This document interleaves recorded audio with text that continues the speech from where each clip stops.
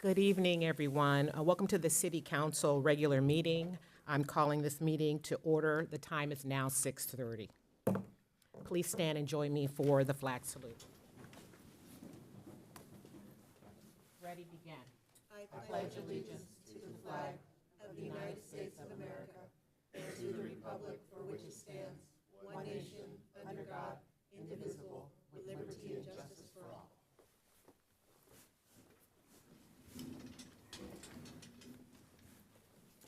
Madam Clerk, please take roll. Councilmember Goma, Here. Councilmember Hernandez. Here. Councilmember Perez, Here. Mayor Pro Tem Lopez, Here. and Mayor McQueen LeJean. Here. We'll now move to the inspiration by Councilmember Hernandez. Thank you, Mayor. Good evening, everybody. For those of you who got here a little early and got to enjoy the music and the video entertainment, that was part of my inspiration.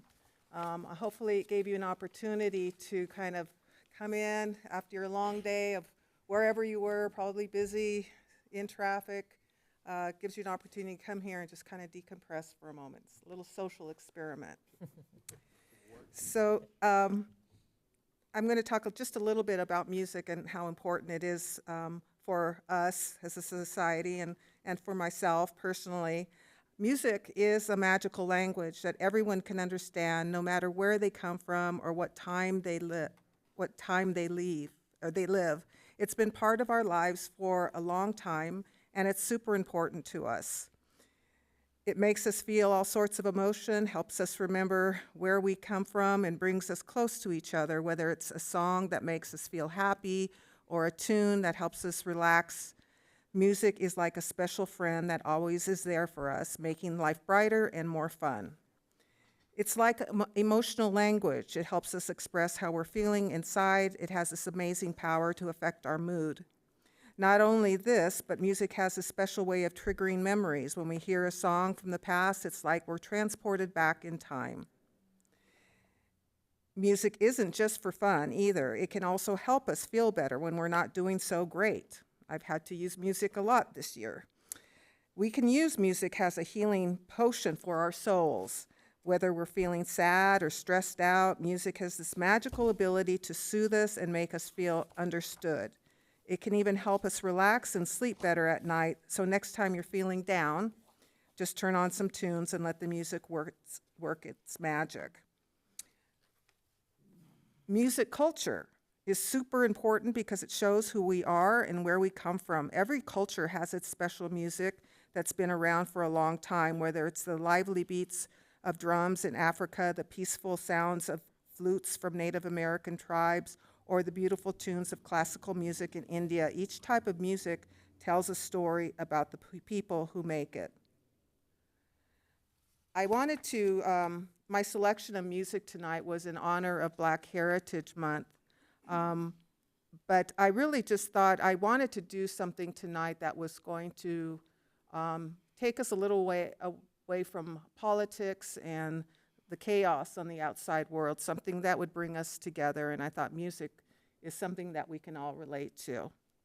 I think I've shared musical experiences with each one of the council members here. We've danced, I've listened to our mayor sing in a choir. I think all of us have a deep appreciation for music. It's something we all share together. So during these moments of enjoying music, we can forget about our differences, enjoy music as friends and comrades. And music is where, for me, we can find commonality and community. So that is my inspiration tonight. I don't know if I'll set a precedent here where we have music before the city council meetings every month, but I'm going to give it a try. We'll see what happens after this. Thank you. Thank you, Councilmember. I don't know, but I think I would like it as well. I really enjoyed it, so thank you for that. So we're going to move on to public comments not pertaining to items on the agenda. Comments are limited to 3 minutes. This process will be the same for comments for items that are on the agenda. Madam Clerk, does anyone have public comments tonight? Yes, first we have Becky Bruning, followed by Jackie Cates.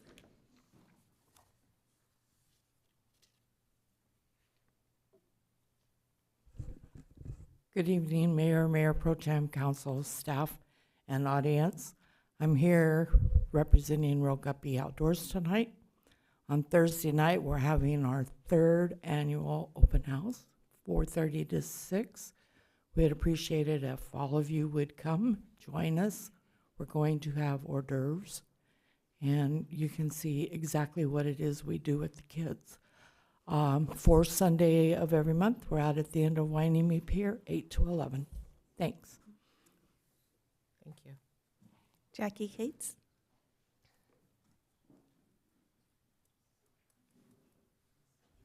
Good evening. I'm a resident of Port Hueneme, and I have like a specific question towards code enforcement. I'd like to know what the exact code is for non-operational vehicles on your property, and also registered non-op vehicles on the street. Great. City Manager. So we aren't able to discuss items that aren't on the agenda, but what we can do is we have your contact information, so we can have somebody reply to you with information on that. Okay, I want to hear it from somebody up above the code enforcement lady, Ms. Jackson. Okay. I feel that she picks and chooses her battles, and you can tell that these people are totally dismantling vehicles every day, every night. And I was outside when she told the gentleman one time to just make sure those two hoods are closed, and also make sure you cover up that truck back there. None of these vehicles run. I see them pushing them in and out of the yard on street sweeper days. Then they'll leave the car sit on the grass for 2 or 3 days. So, but thank you. Okay, so we'll have somebody contact you with some information. That concludes public comment. Thank you. We're going to move on to agenda approval for the City Council. May I have a motion and a second to approve the agenda? Move to approve. Second. All in favor? Aye. All opposed? Hearing none, motion passes unanimously. Great, thank you. Now, do any members of council have any conflicts of interest to disclose for any of the agenda items?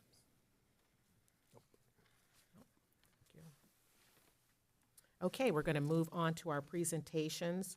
For our first presentation, I'd like to call up Dr. Iva Jeffries on behalf of the Martin Luther King Jr. Committee. And while she is making her way up, I will read the proclamation. Black History Month, February 2025. Whereas much of the city of Port Hueneme's honor, strength, and dedication can be attributed to the diversity of culture and traditions that are celebrated by our residents, and whereas African Americans have played a significant role in the history of our nation and California's economic, culture, spiritual, and political development while working tirelessly to promote their culture and history, and whereas as a result of their determination, hard work, and perseverance, African Americans have made valuable and lasting contributions to our community and our state, achieving exceptional success in all aspects of society, including business, education, politics, science, and the arts. And whereas in 1976, Black History Month was formally adopted to honor and affirm the importance of Black history throughout our American experience, and is full of individuals who took a stance against prejudice, advanced the cause of civil rights, strengthened families, communities, and our nation. And whereas all Americans are encouraged to reflect on past successes and challenges of African Americans and look to the future to improve society so that we live up to the ideals of freedom, equality, and justice. Now therefore be it proclaimed that the City Council of the City of Port Hueneme does hereby proclaim the month of February 2025 as Black History Month and invites everyone to celebrate the diversity and character of our community and highlight the importance of sharing our culture, customs, and traditions with those around us. Proclaimed this 18th day of February, 2025. Would you like to have a couple of words at all? Speak into the microphone. I have been a member of the Martin Luther King Jr. Committee since it started over 37 years, I believe. And it's a pleasure to be a part of the committee. And we want to thank all of the community of Ventura County for their participation, their attendance, and their support. It's a pleasure to put on this program every year. We try to highlight young people in the community and celebrate music, of course, and it's always a big part of the program. So we look forward to doing this every year, and it's been a pleasure to be a part of the committee. It's the whole Ventura County. As we all know, Reverend Dr. Martin Luther King was a great man, in my opinion, and that did a lot for us all in the United States. So we just take that day once a year to honor him, and we're just happy to do that. Thank you. Thank you. I'm going to ask you for one more thing. There's a great event happening this Saturday. Will you tell us about it? Because it ties into the MLK event where we have the youth to do the speech. Yes. Every year we have the winner of our last year's speech exposition. The Alpha Kappa Alpha sorority presents it in the last Saturday of Black History Month. And we have the speech exposition, and the winner of that each year becomes the speaker for the MLK Day the following year. So you're all invited to that. It's a great event. We have 5th and 6th graders from the elementary schools in the Oxnard district, and they present their speeches, and we have one first place winner. And it's always a wonderful event, and it's my sorority that puts it on. Mayor Martha is a member of the sorority too. So we enjoy putting on that program. Hope you can all be a part of that. That's Saturday at 1 o'clock at Thurgood Marshall Elementary School. So it'd be great to see you there. It's a wonderful event. Yes. Thank you for reminding me.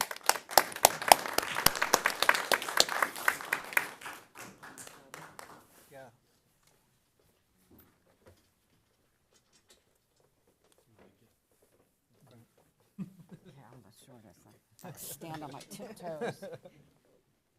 1, 2, 3.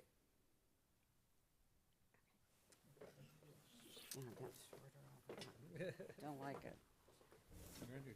You're about my height.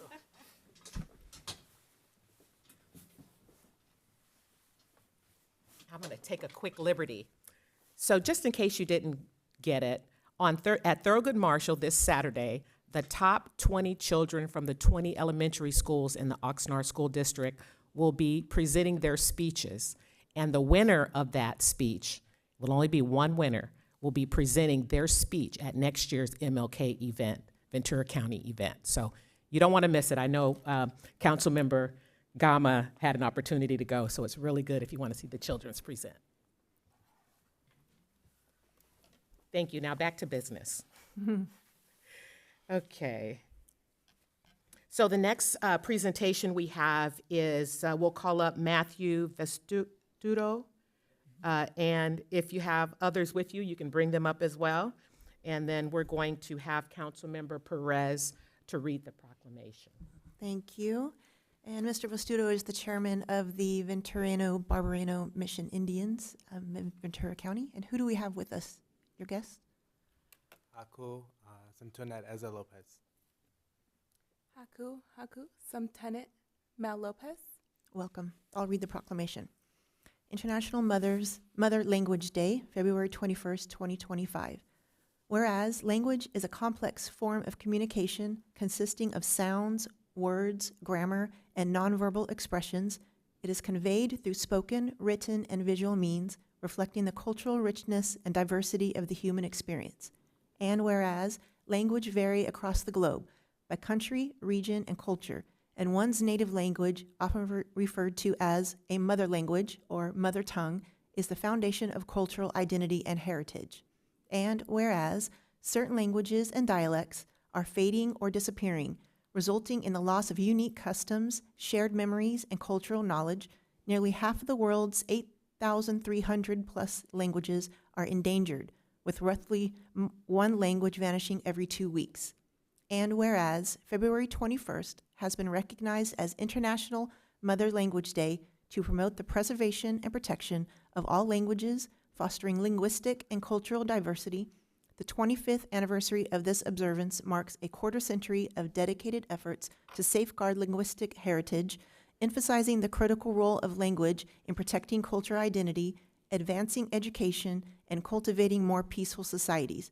And whereas the global observance of International Mother Language Day serves as a reminder of the value of linguistic diversity and the need to protect and promote language as essential tools for communication, cultural expression, and unity. And whereas the city of Port Hueneme is home to a proud and diverse community, reflecting a wide range of languages from around the world that enrich our city's cultural fabric.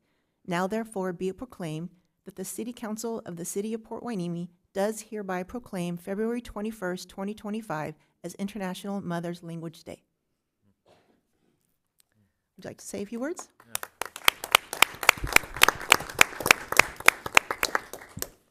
Waya.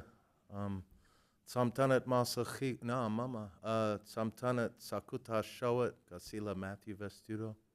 No Ank Chumash, Kasila Klulapin. Kasnuna Swachas Limu Ka Twaya Het Shikbosh Iri Apanashmu Wenetmu. Greetings, my Indian name is Sakuta Showet, and my English name is Matthew Vestudo, and I'm Chumash or Lulapin, and grateful to be here. My family comes from Scorpions Anchorage on Santa Cruz Island, and I'm very happy to be here in the city of Hueneme, which is Apanashmu Wenetmu, which is sleeping place, and it's a wonderful place to be, and we're very grateful for your support for our native languages. And I'd also like to make a mention of other languages which probably have a lot more speakers than us, but are also minority languages here in our county and area. The languages of Mixteco and Purepecha and Nahuatl. And I was hoping some of their representatives could come with me to receive this, because it isn't just Chumash, it's mother languages around the world. And anyway, do you have? I just wanted to thank you guys also. Waya, thank you so much. Thank you.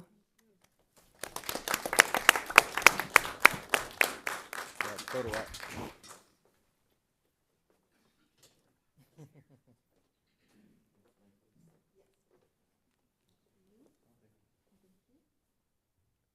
Okay, 1, 2, 3.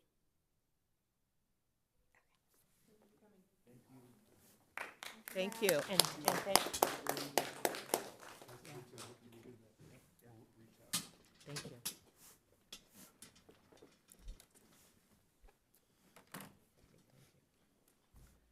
All right, we're going to move to our item number 3. We are now going to turn it over to our police chief, Chief Federico.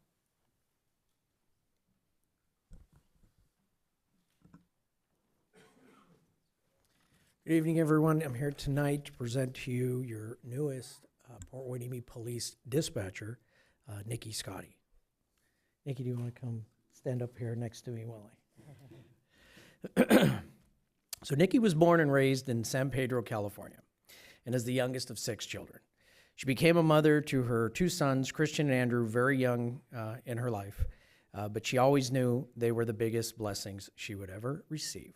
She still calls them her sun and moon, as they are essential to her world. Nikki began a career in hospitality management as soon as she realized how much she loved customer service. In fact, creating extraordinary experiences and helping others, see, just like that, she just turned to say bless you, because that's what she does, creates extraordinary experience. It's all about customer service. In fact, creating extraordinary experiences and helping others is a passion of hers. When COVID struck, she redirected her focus.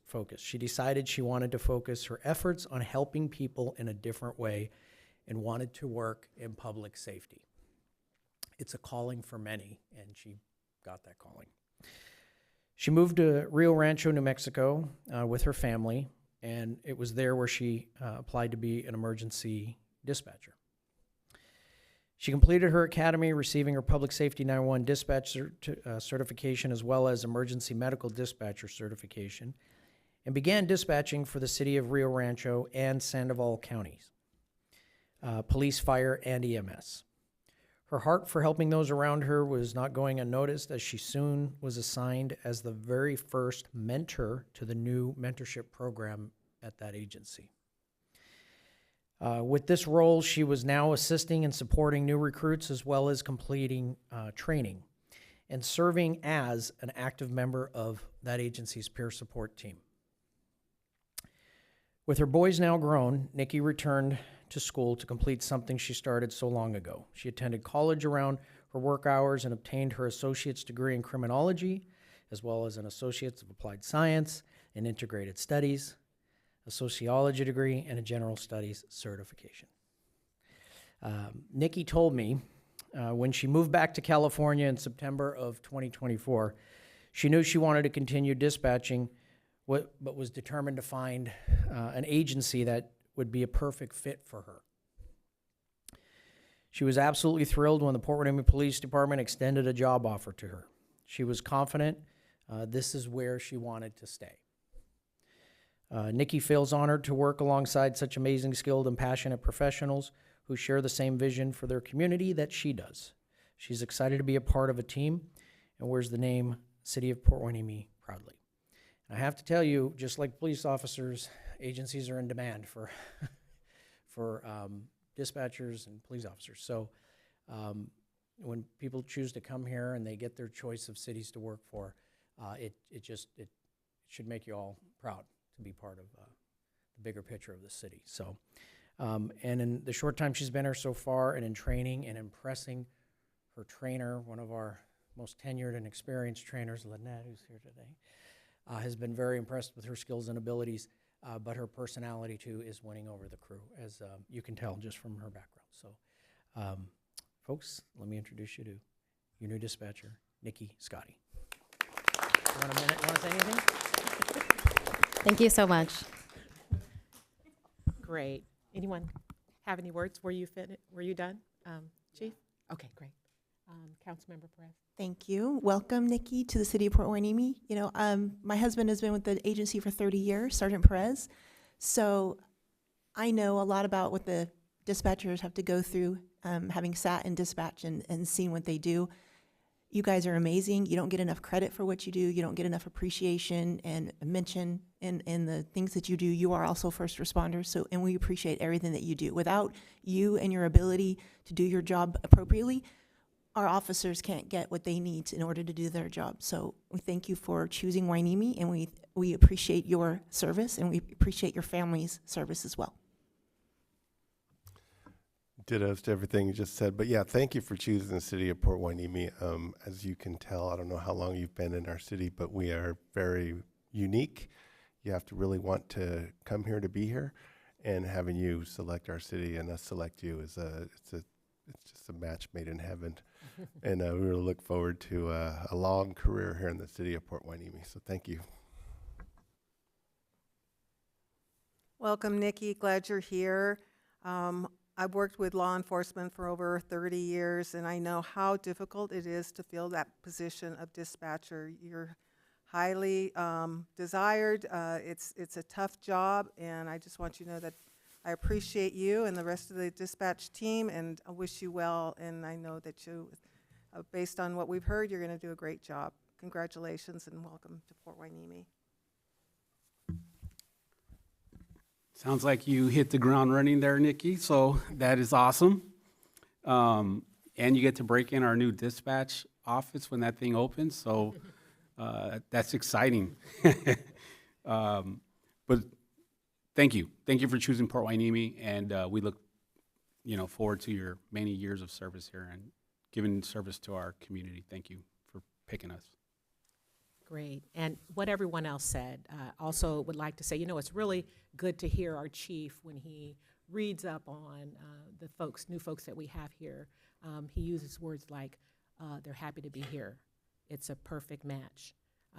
What we have to offer is in alignment with what the new person needs. And so at least we know there's commonality in that, and that's a great start. So we're so glad that you're here and looking forward to all the good work you're going to do for us. Thank you so much.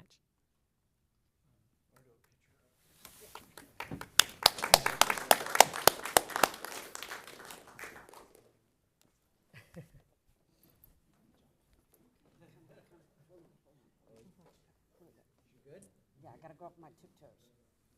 1, 2, 3. Get it? 1, 2, 3. One more. 1, 2, 3.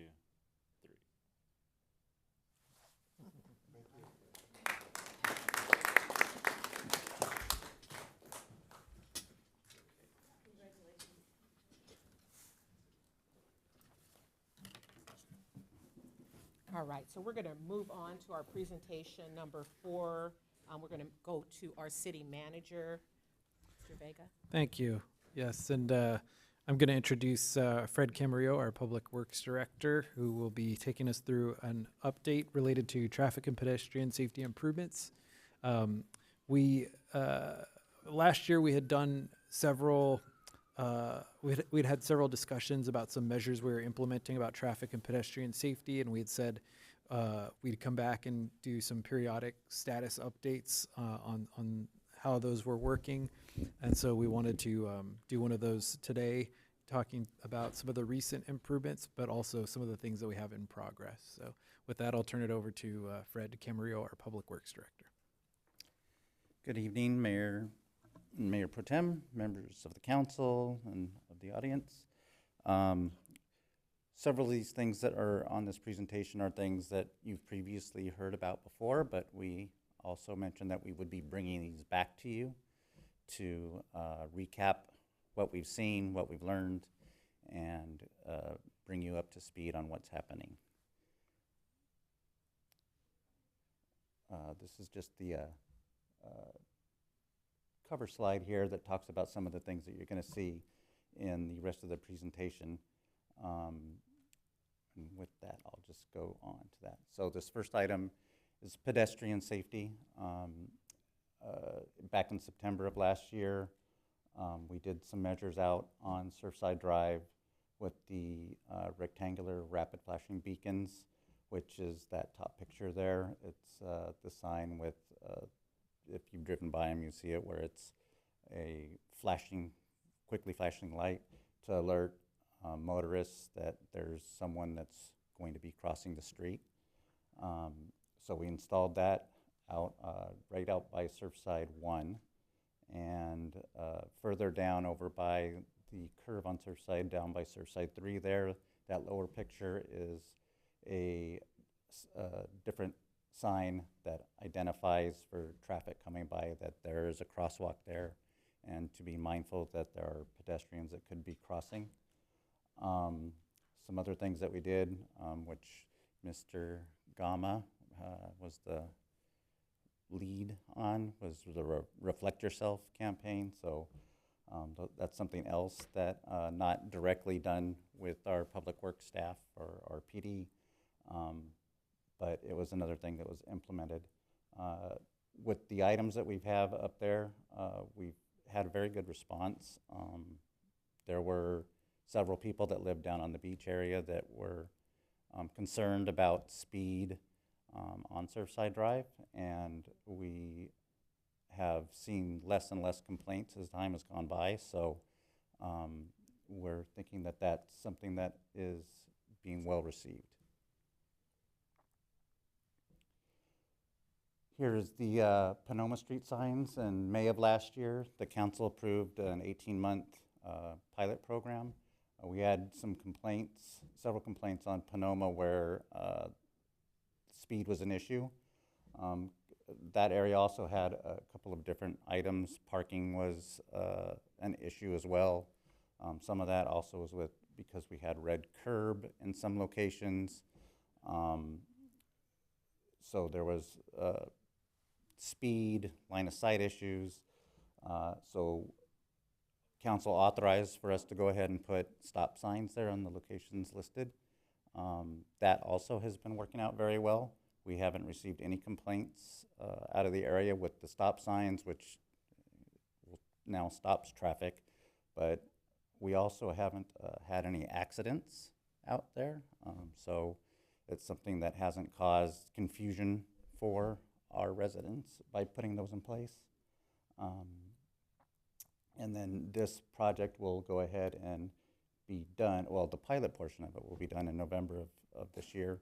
And at that time, that's something that we can evaluate between now and then to see if there's anything that does come up that would warrant that maybe we look at something different, or we go ahead and council can determine that they'd like to leave those in place permanently.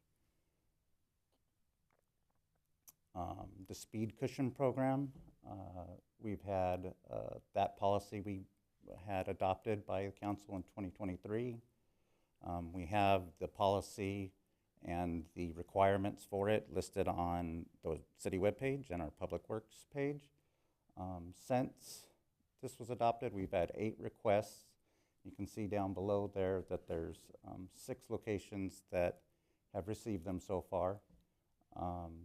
Some of those come with other things that need to be done. On the left-hand side there, you'll see that's data that our police department, they have access to. They put out a speed survey which counts and monitors traffic and the speed which they're traveling in certain locations. That one happened to be for someone that had requested out in the Pacific Cove area, and you'll see on there how many vehicles passed by in that 7-day total, what the average speed was, what the highest speed was, and what citation levels would have been, and I believe it was like less than 1.04% of all trips that went across that location would have been cited.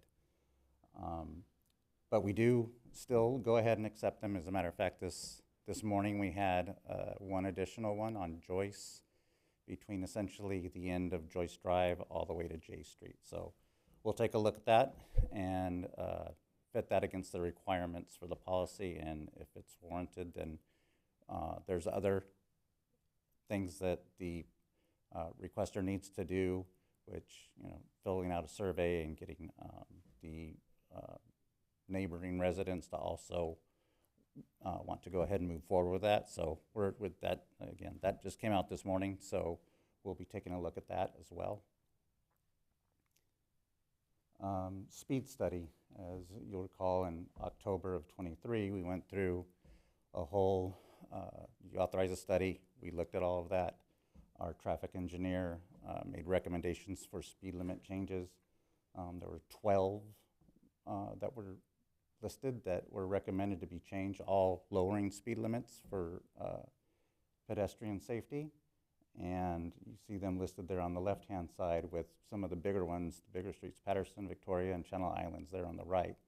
That Channel Islands westbound, that's a typo, it should be reversed. We didn't raise any speed limits when we did any of this, so.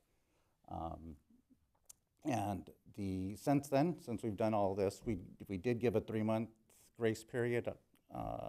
We put out messages saying, the message boards on our city websites, letting everybody know there's new speed limits in these areas, be aware, we're giving you time to adjust, but know that after this date, you will be cited if you're caught speeding. So it seems to be doing well. We were receiving quite a few complaints about high speed across the city, and since we've done things like all the others and this, it seems to have drastically reduced the complaints that we are receiving.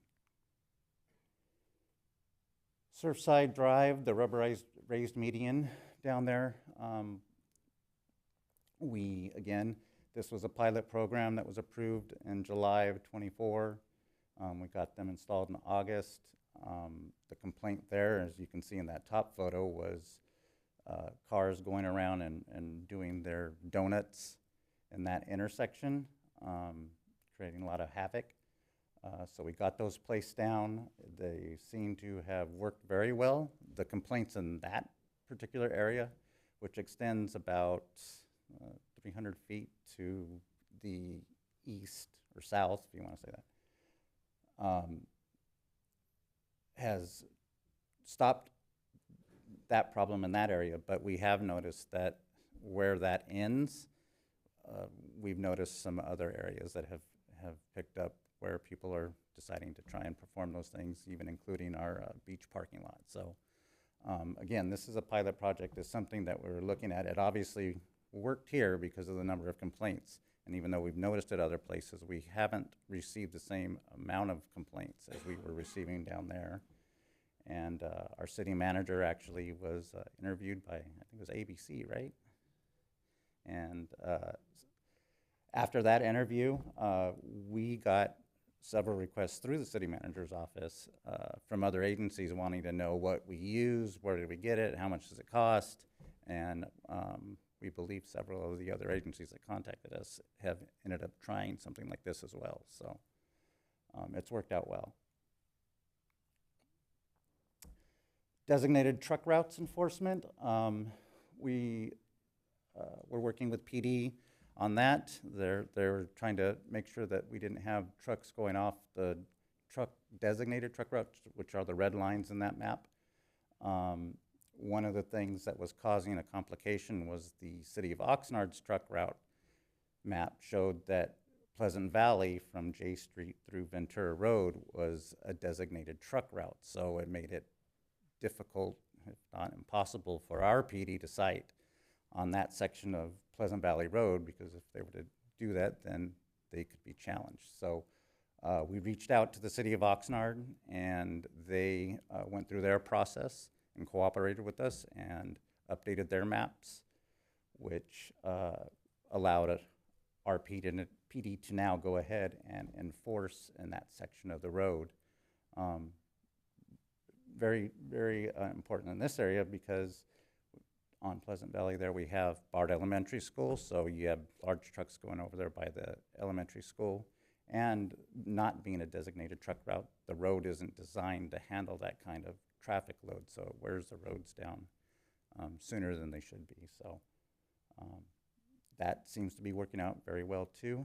I know I spoke to Sergeant Bates about it. He was all excited once this map got updated, because that gave him the ability to start doing what he and his group were seeing happening over there in sight on that section.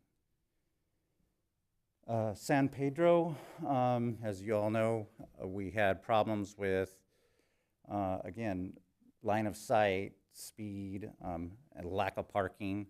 A lot of this stuff also came about even more beginning from January of last year, when the daylighting law became a law, but was meant to be for this first year. The first year of 2024 is more of a public education rather than enforcement, which enforcement was starting in January 1st of this year.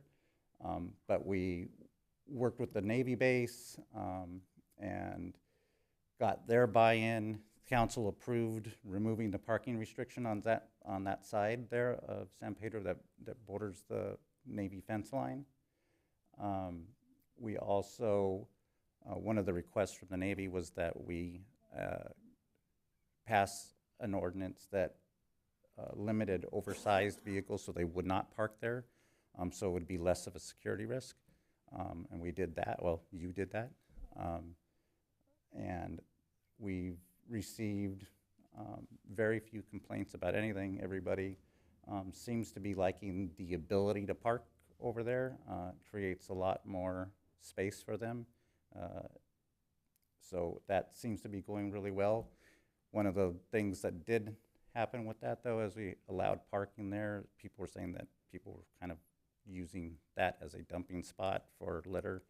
So we did end up putting some no littering signs over there, and we're monitoring that.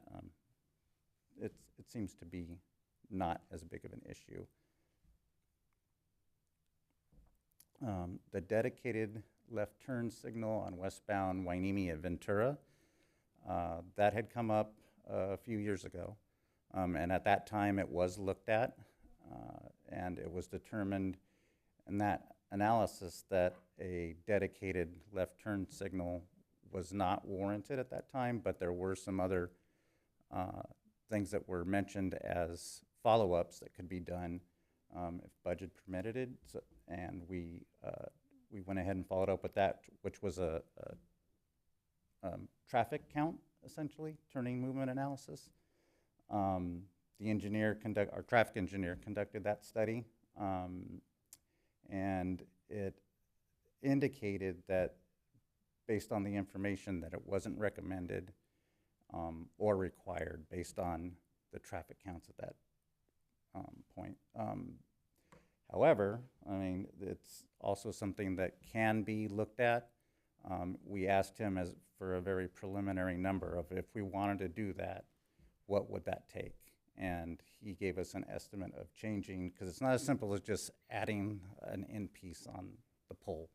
It's a replacement of an entire pole and sequencing things and doing all that. So he gave us an estimated cost of about $300,000 to change that. We, as a staff, at this point, wouldn't recommend it because it's not warranted under two different things. But of course, we'll be visiting the budget soon, and that is something that the council can go ahead and decide that's something that they would still like to further pursue. And at that point, we can plan from there.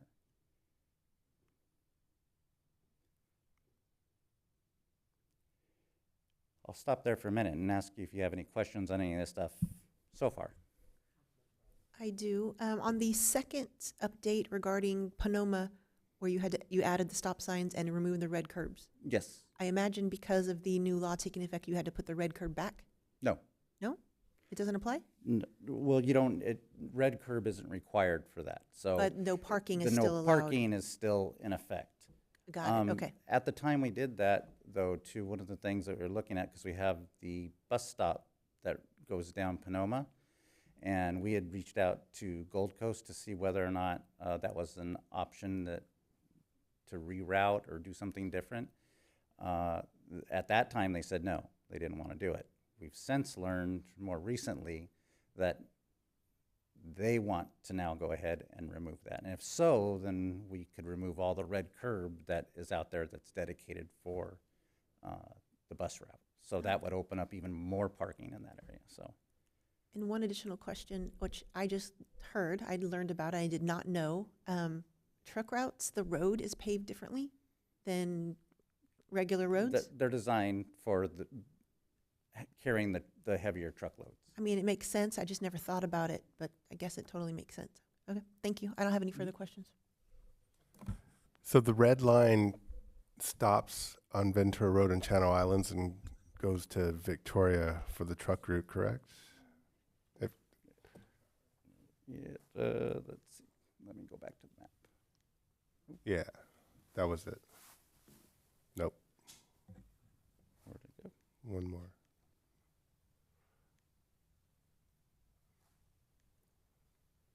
No, wrong way. You're getting colder. One more. That There one. you go.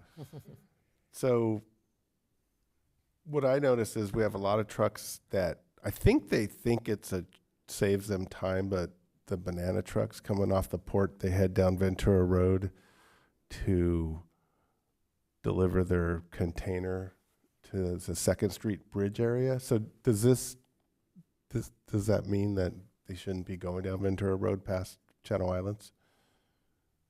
That's where it picks up into the Oxnard's truck route. This is our city truck route here, so Oxnard's route continues from that point. I think they go down Hueneme Road. No, But not they- all of them. Where the red ends at Ventura and Channel Islands, it only ends because that's where our city ordinance ends. Yes. But Oxnard, the rest of Ventura Road is an Oxnard truck route. So then my question is it the suggested route for the bananas to go down Wainimi Road to the Rice connection into Oxnard, or? That would be, there's those options. Somebody could go down Wainimi Road, or they can go down Ventura Road. So it's not a requirement to go down Wainimi Road? Not a requirement. Yeah, they're not, it's not that they're specifically told that here's the only way you can get to your destination, but on a truck route, here's your options. Yeah. And then, yeah, because I thought the Rice connection was built to aid the port traffic. That's what I thought I heard. But anyways, moving on. So an area that I noticed, and I don't know, maybe I shouldn't bring it up, but I'm going to. The right-hand turn on Ventura Road to Surfside Drive, it's a nonstop. And I do see close calls there every now and then where people are not using the crosswalk and crossing the street, and then a car is making a right turn. Has the traffic study ever looked at that? Not that I'm aware of. Charles, do you know if people looked at that? No.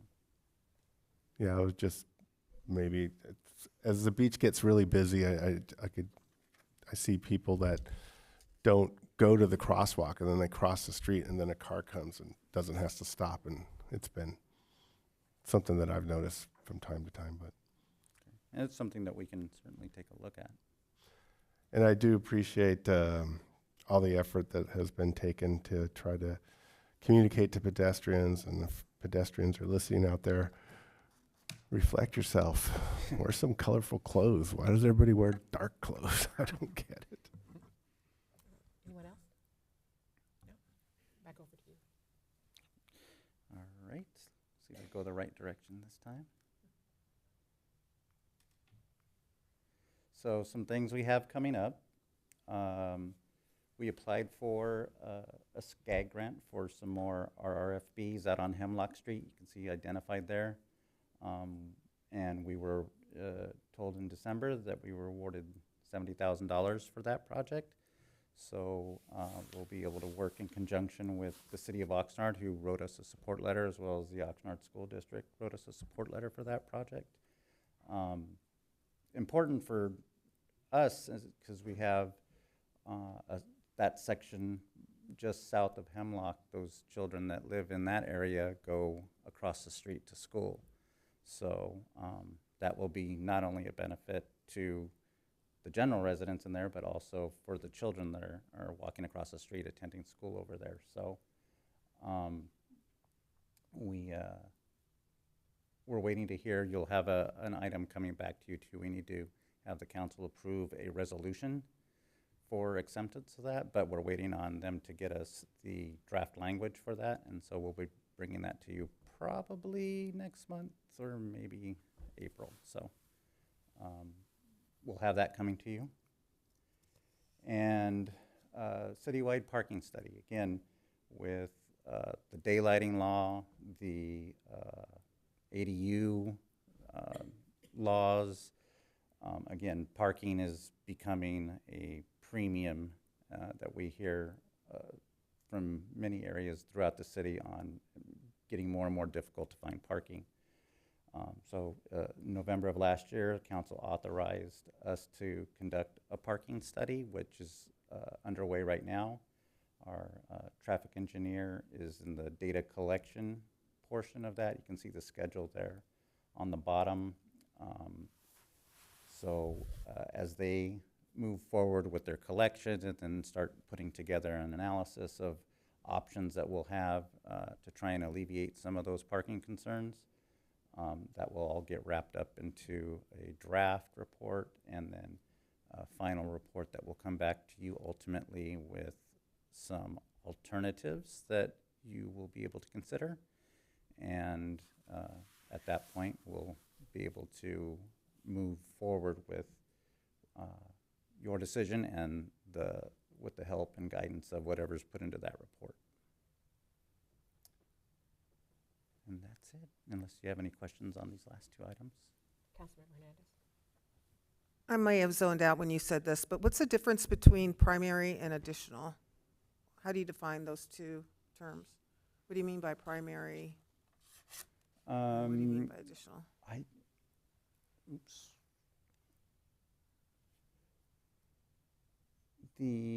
Our traffic engineer was supposed to be here tonight to answer some of these technical questions, but do you recall how he described that, Charles?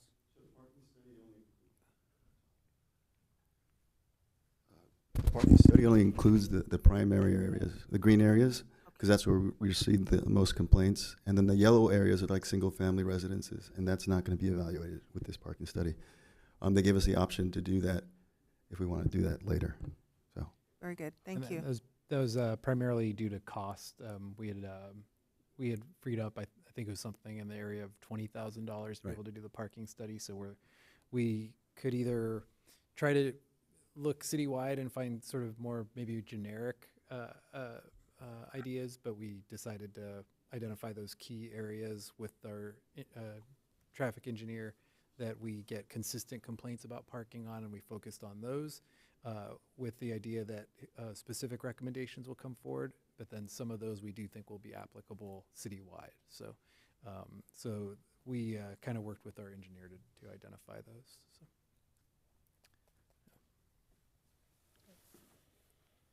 So H, I, and J, so some of the findings that are going on in those primary locations, are we gonna have language that's gonna affect H, I, and J? potentially, the parking study will look at probably revising the municipal code or putting together regulations that, as James said, we could apply I, J, and H. Okay, Yeah, I because think- there is issues in those areas too. Yeah, I think some of the examples where we said some of the things that will come out of the primary areas would be applicable to other areas would be some of the things like looking at the lot coverage standards and those types of things where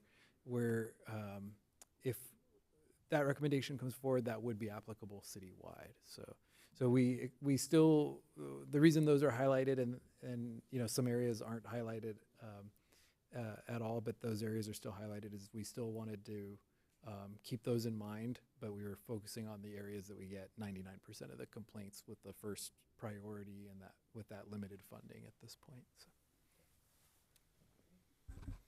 Councilmember Gama. Thank you. So I think I heard you say that consideration for possibly changing the hardscape requirement for the front yard. That's one of the options the engineer is looking at, but I would not recommend us getting too deep into any of the specific recommendations because we don't know what recommendation is going to be developed at this point. But that's one of the examples that we've asked them to look at. Okay, that's important though. We've asked them to look at it, so then we'll get something back. Okay. Any other questions? Okay. I just want to remind everyone there's going to be a workshop in April or May that the engineer is going to hold. So. All right. Is that the end of your report? Yes. Okay, great. All right, thank you. Thank you, Mr. Camarillo and Mr. Davis. Thank you. Thank you. Okay, so now we're going to move on to the consent calendar. It seems like we should have already done that by now. Yeah, we're going to move on to the consent calendar. So we will now consider the items on the consent calendar, which will be enacted in one motion, unless a council member has a request to remove an item for discussion. Give you a minute. Move to approve. Great, thank you. Thank you. Madam Clerk, can we get a vote? All in favor? Aye. All opposed? Hearing none, motion passes unanimously. Great, thank you. All right, we're going to move on to our public hearings.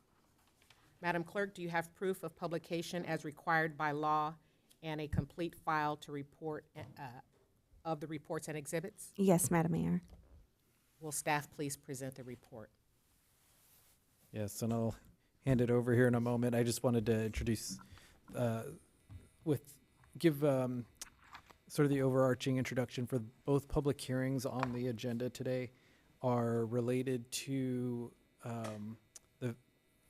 us preparing to reopen Bubbling Springs Park. And so we expect to be opening up in the next 2 months, and so with the date to be announced shortly. But as part of that, there's lots to celebrate, but there's also some work to still do in the meantime. And for example, as of right now, we're building a dog park, but we legally aren't allowed to let people off, have their dogs off leash. Let people have their dogs off leash. So we're looking at things like that to get all of those things set up and ready to go so that when the Bubbling Springs Park opens, people can enjoy all the amenities. And so with that, to talk about the dog park leash and the leash rules and the Bubbling Springs Park facility rental fees, I'll introduce our Deputy City Manager, Charles Peretz, who will be walking us through those. Thank you. Good evening, Council, members of the public, fellow staff. Thank you, City Manager. I think you effectively stole my thunder. It was a good synopsis of item 9 on our agenda. It's a public hearing to allow the Council to consider a code amendment to allow for off-leash activity within the designated off-leash area of Bubbling Springs Park. So, as referenced, the Bubbling Springs Park renovation project is going to result in a wonderful, reimagined park. It's going to have lots of new and improved park amenities. One of the amenities, which was of particular interest to the community during the planning and design phase, is the dog park, also known as the off-leash area. The dog park will provide 2 separate fenced areas, one for large dogs, one for small dogs, and will allow those animals to run off-leash within that designated area. Currently, the city's municipal code, specifically its leash law, does not allow for dogs to be off-leash in city parks. Therefore, in order to allow this facility to operate as it's intended, we need to consider an amendment to the code to allow for dogs to be off-leash within this area. So the ordinance that's presented this evening seeks to amend 2 sections of the municipal code. The first is Article 3 of Chapter 1, Section 3007, which is the city's leash law. The proposal is to amend that section to allow for off-leash activity at Bubbling Springs Park in the designated area, and to amend Article 4 of Chapter 1, Section 4008, which would be amended to designate the specific area, codify certain regulations, and allow for the city manager to further develop administrative rules and regulations governing the use of the area.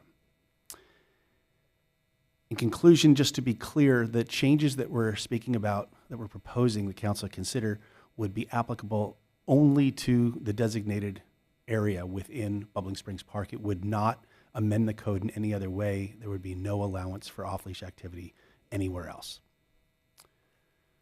So with that brief overview, we have the list of recommendations for the public hearing. I'm happy to answer questions, provide additional information that the council may request. Great. Does council have any questions? Any questions? Just questions. We'll come back for comments. It's a silly question, but is there a definition, small dog versus big dog? It's not a silly question. It's an excellent question. You know, when we get into certain details like that, you know, the proposed language to be codified speaks to rules that are unwavering and unchanging, but specifics like that, specifics about ages of dogs that would be allowed, dogs in heat, aggressive dogs, the number of dogs that one person may carry, the size of a dog that would be defined as small versus large. Those are things that we envision would be part of the administrative rules that will be developed and posted at the site. So while I don't have a definitive answer for you now, that would be something that would be defined and displayed at the park so it's clear the definition is understood by all users. Yeah, I just wonder what a corgi is. It's kind of like a big little dog. Yeah, the information I've seen elsewhere is sometimes the 20-pound mark is used as the demarcation. So we'll take a look at that. My instinct and my familiarity with dogs tells me corgi may be a small dog area. I think it usually goes by weight. If you look at what other cities are doing for their off-leash park areas, between the big dogs and the little dogs, it's usually designated by weight, and 20 to 25 pounds is somewhere around the cutoff. Any other questions? All right, if no other questions, we will open the public hearing. It is now 7:29. Madam Clerk, are there any public comments regarding this item? No public comments. Thank you. We will now close the hearing. So the input has been concluded. The time is now 7:29. So we have before us a recommendation to introduce the for first reading by title only, waiving further reading of the ordinance entitled an ordinance of the City Council of the City of Port Hueneme, California, amending Section 3007 of Chapter 1 of Article 3 and Section 4008 of Chapter 1 of Article 4 of the Port Hueneme Municipal Code to allow dogs to be off-leash within the designated area of Bubbling Springs Park, and to find the project to be categorically exempt from CEQA and take such additional related actions that may be desired. May I have a motion and a second? So moved. Second. Is there any discussion? Notice that? All right. Madam Clerk, can you take roll, Okay. please? Councilmember Gama? Yes. Councilmember Hernandez? Yes. Councilmember Perez? Yes. Mayor Pro Tem Lopez? Yes. Mayor McQueen LaShawn? Yes. Motion passes unanimously. Thank you. We will now move on to public hearing number 10. Consider the adoption of a resolution amending recreation fees in the master fee schedule. Madam Clerk, do you have proof of publication as required by law and a complete file of reports and exhibits? Yes, Madam Mayor. Thank you. Will staff please present the report? Good evening once again. Agenda item number 10 is our second public hearing of the evening. And it's provided with the intent to allow council to consider the adoption of a resolution that would amend the recreation fees section of the city's master fee schedule. So by way of review, the city's master fee schedule establishes costs to be charged in exchange for materials or services that directly benefit an individual or a specific group. The fee schedule covers a wide variety of fees, ranging from building and safety fees to fees related to police services. Included are fees associated with the rental of spaces in cities' parks and facilities. Those fees are commonly influenced by rates charged for comparable amenities in nearby agencies.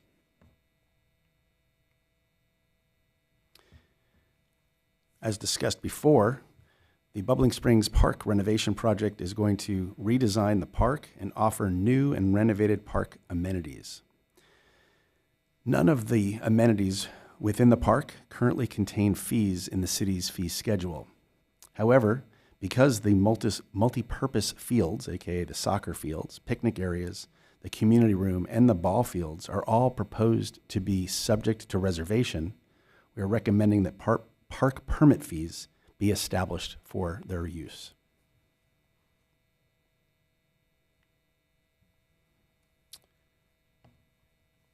Because park and facility rental fees are typically set at market rate, fees charged by other local agencies are often considered when setting or establishing new or revised fees.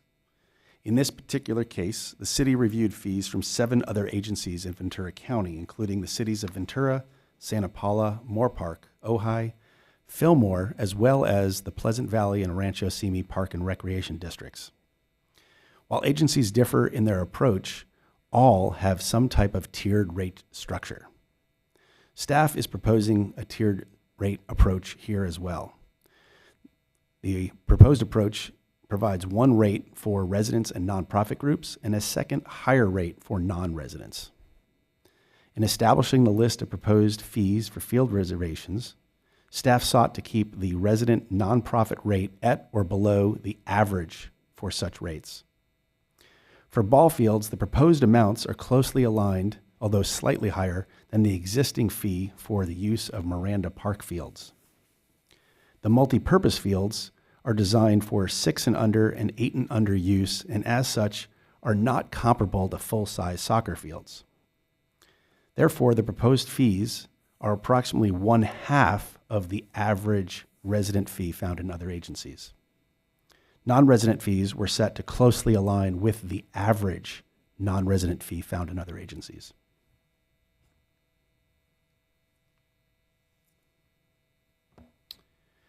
While providing reservable picnic areas is a very common practice for other agencies, the fees charged and the duration of reservation periods vary considerably.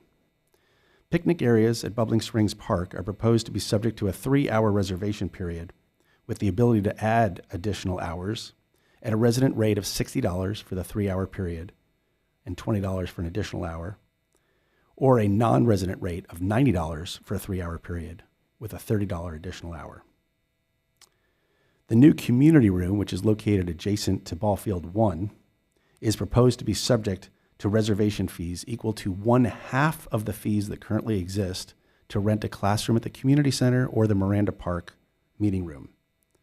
That lower cost is due to the fact that the size of the new community room is significantly smaller than the classrooms and the room at Miranda Park, and therefore can accommodate many fewer people than those other facilities.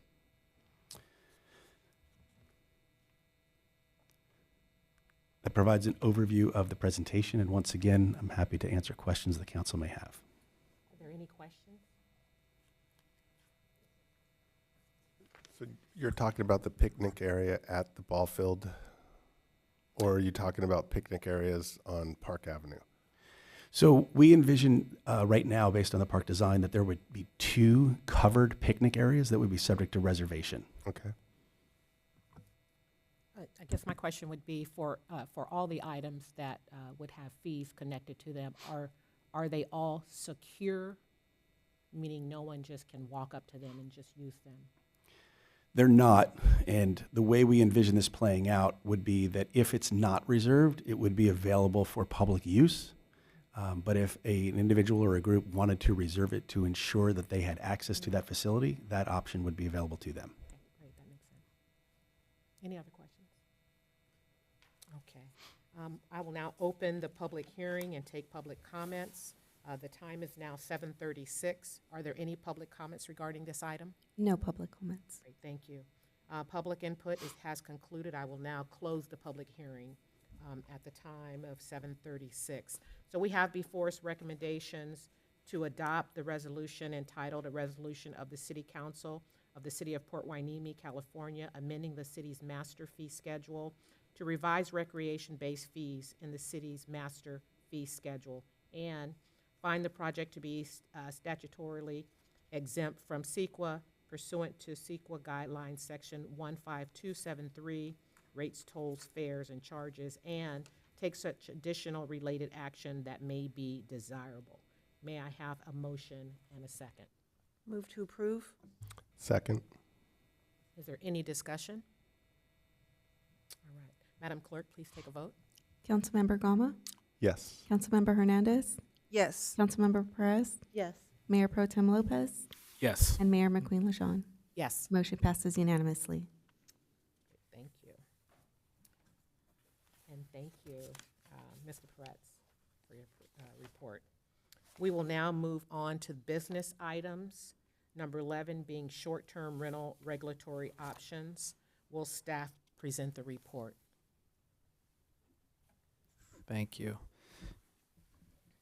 Yes, we have I know everybody probably saw that it's a very lengthy report with, I think there was a couple hundred pages of attachments. 307. 307. So I lost count at some point.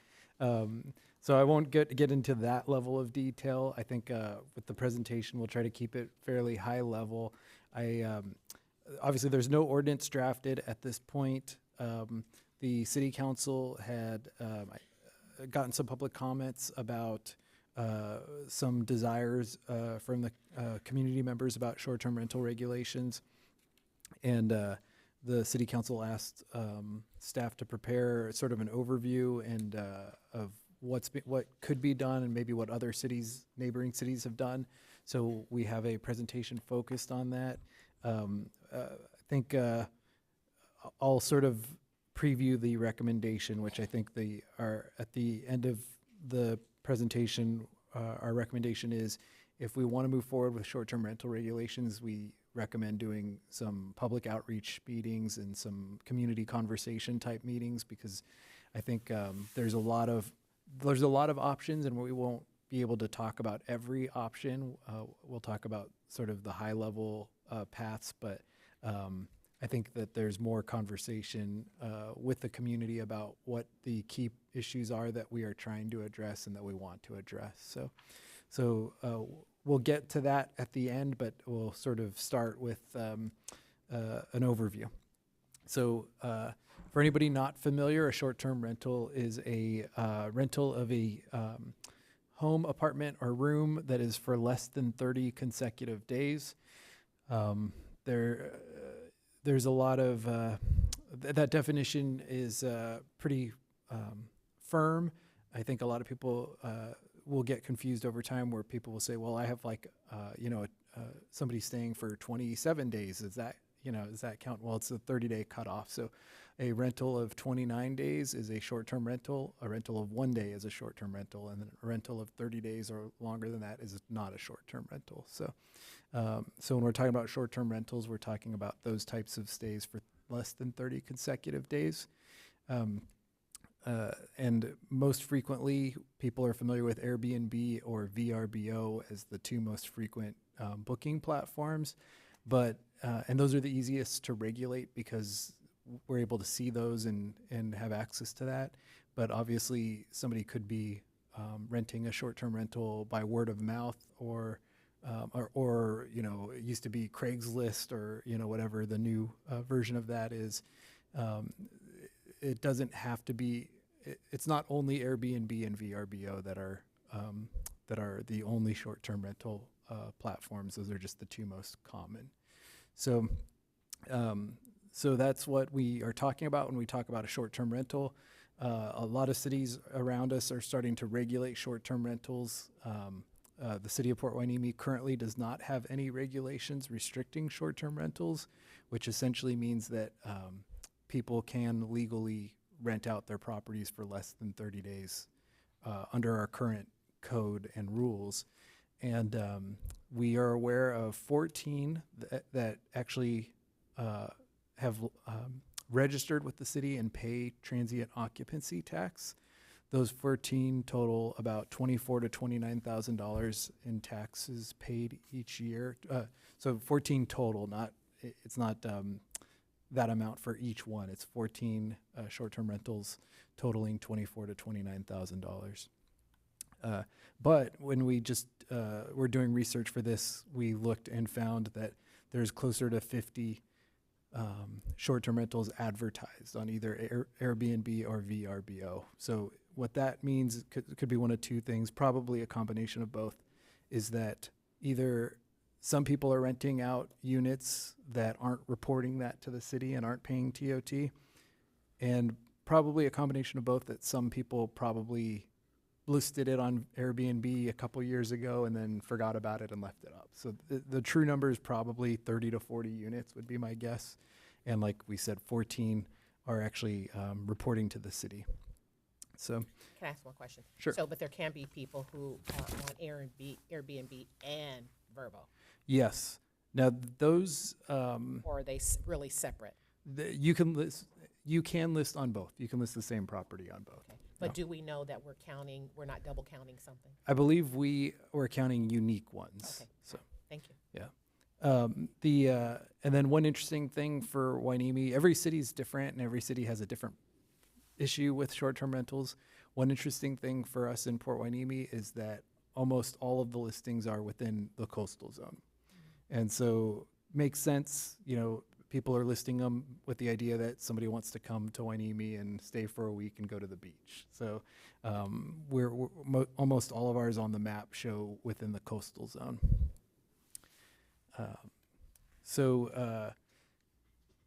We'll talk a little bit about why that's important, because the California Coastal Commission makes it a little bit more complicated. But at a high level, we looked at neighboring cities, neighboring agencies. There's really these 5 key areas that most regulations even though the specific standard might be a little different, there's 5 key areas that they address. And it's requiring permitting and licensing, requiring the payment of transient occupancy tax, identifying operational standards, setting health and safety requirements, and then identifying enforcement and penalties for people that violate rules.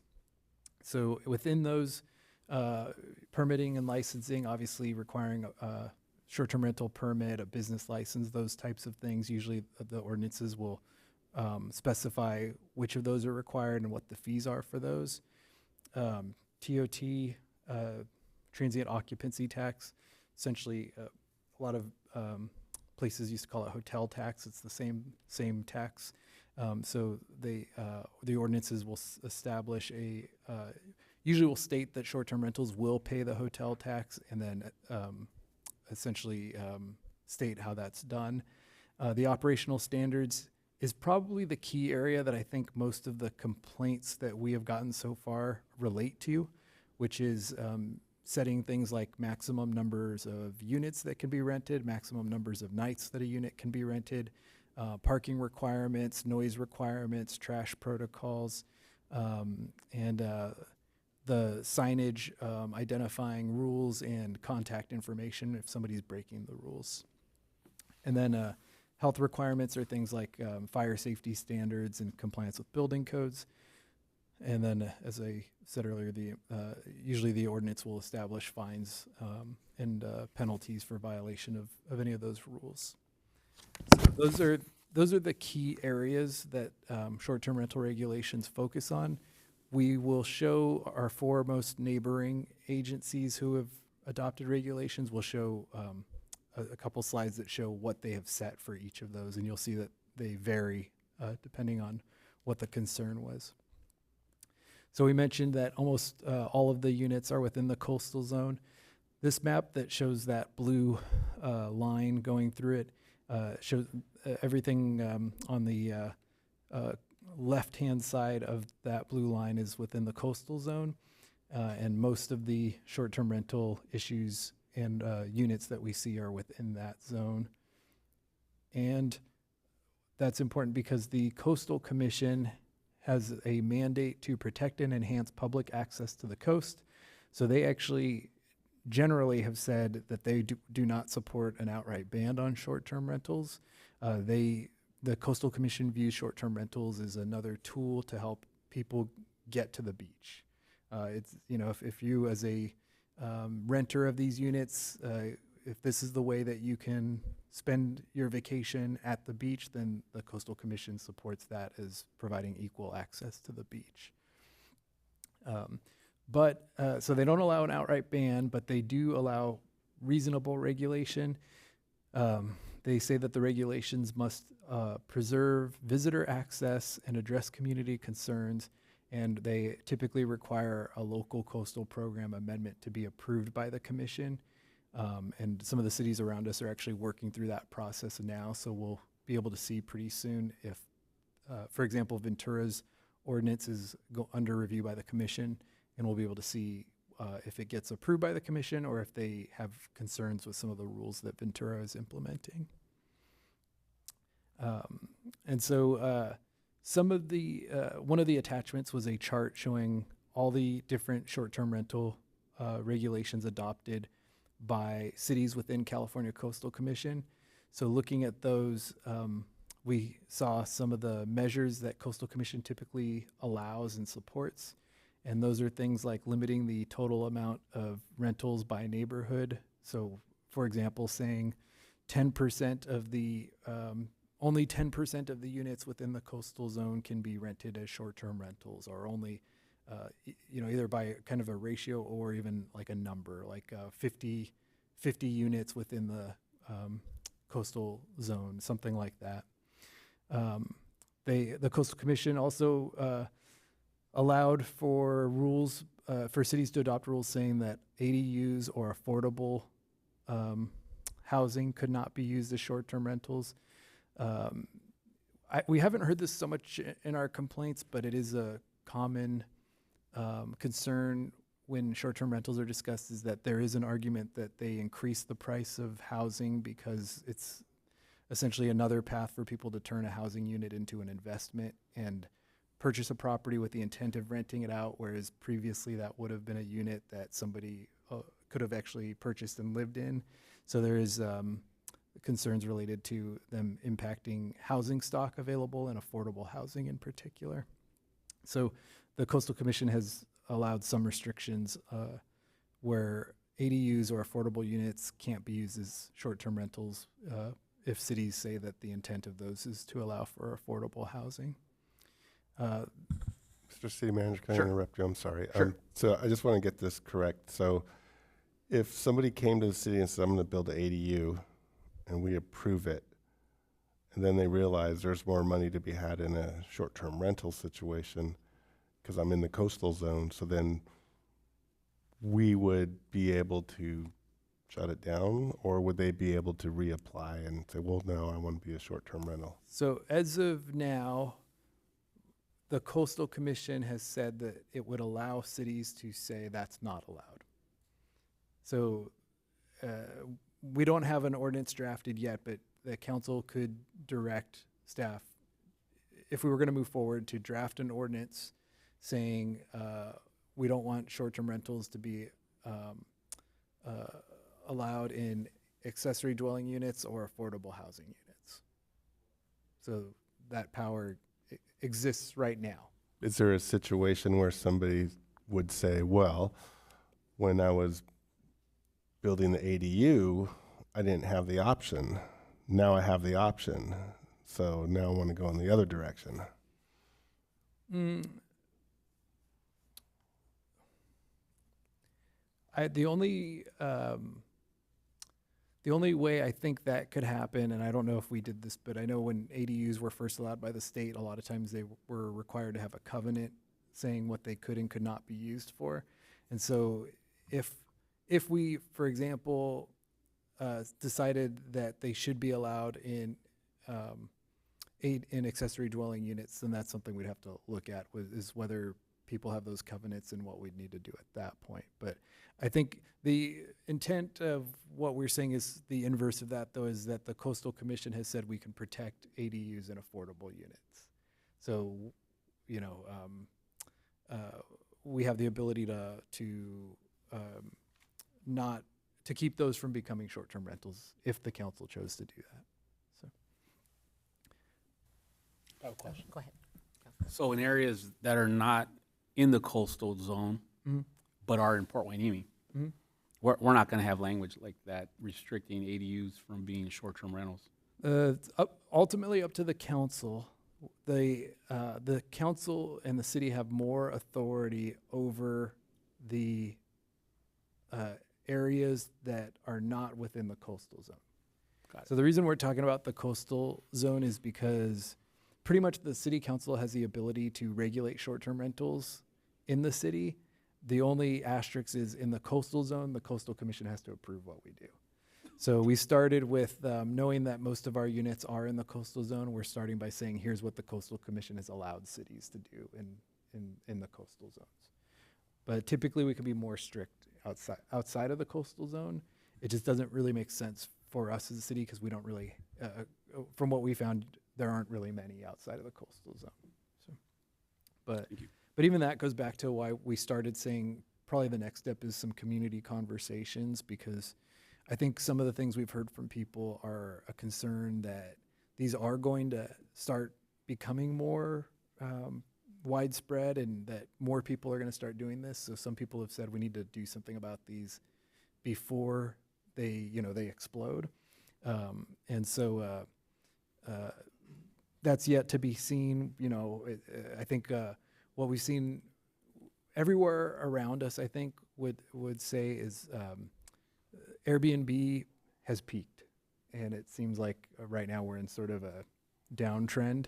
I think Airbnb and VRBO as their own business reports show that they hit a peak a couple years ago, and the number of units being rented are dropping. So I think the conversation about them getting more widespread is something that we can talk about, but it's not clear at this point if that's actually happening. So, Mayor.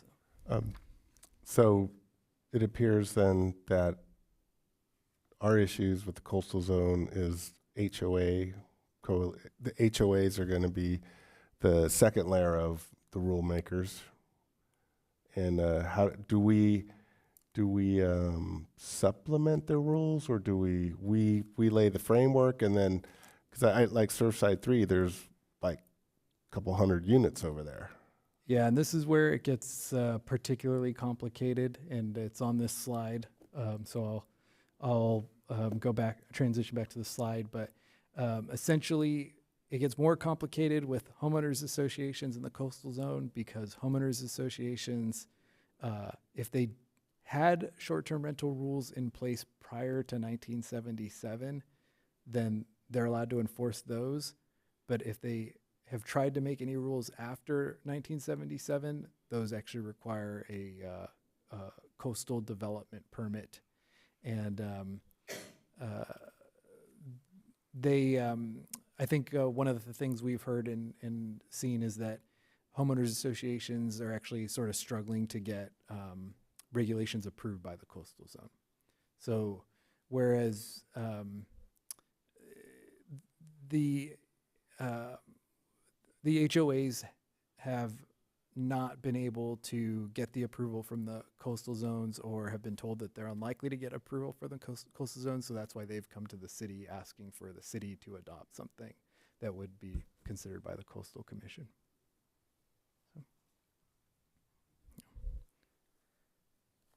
Did you have a question? I'm thinking, trying to formulate. So what I just heard you say is that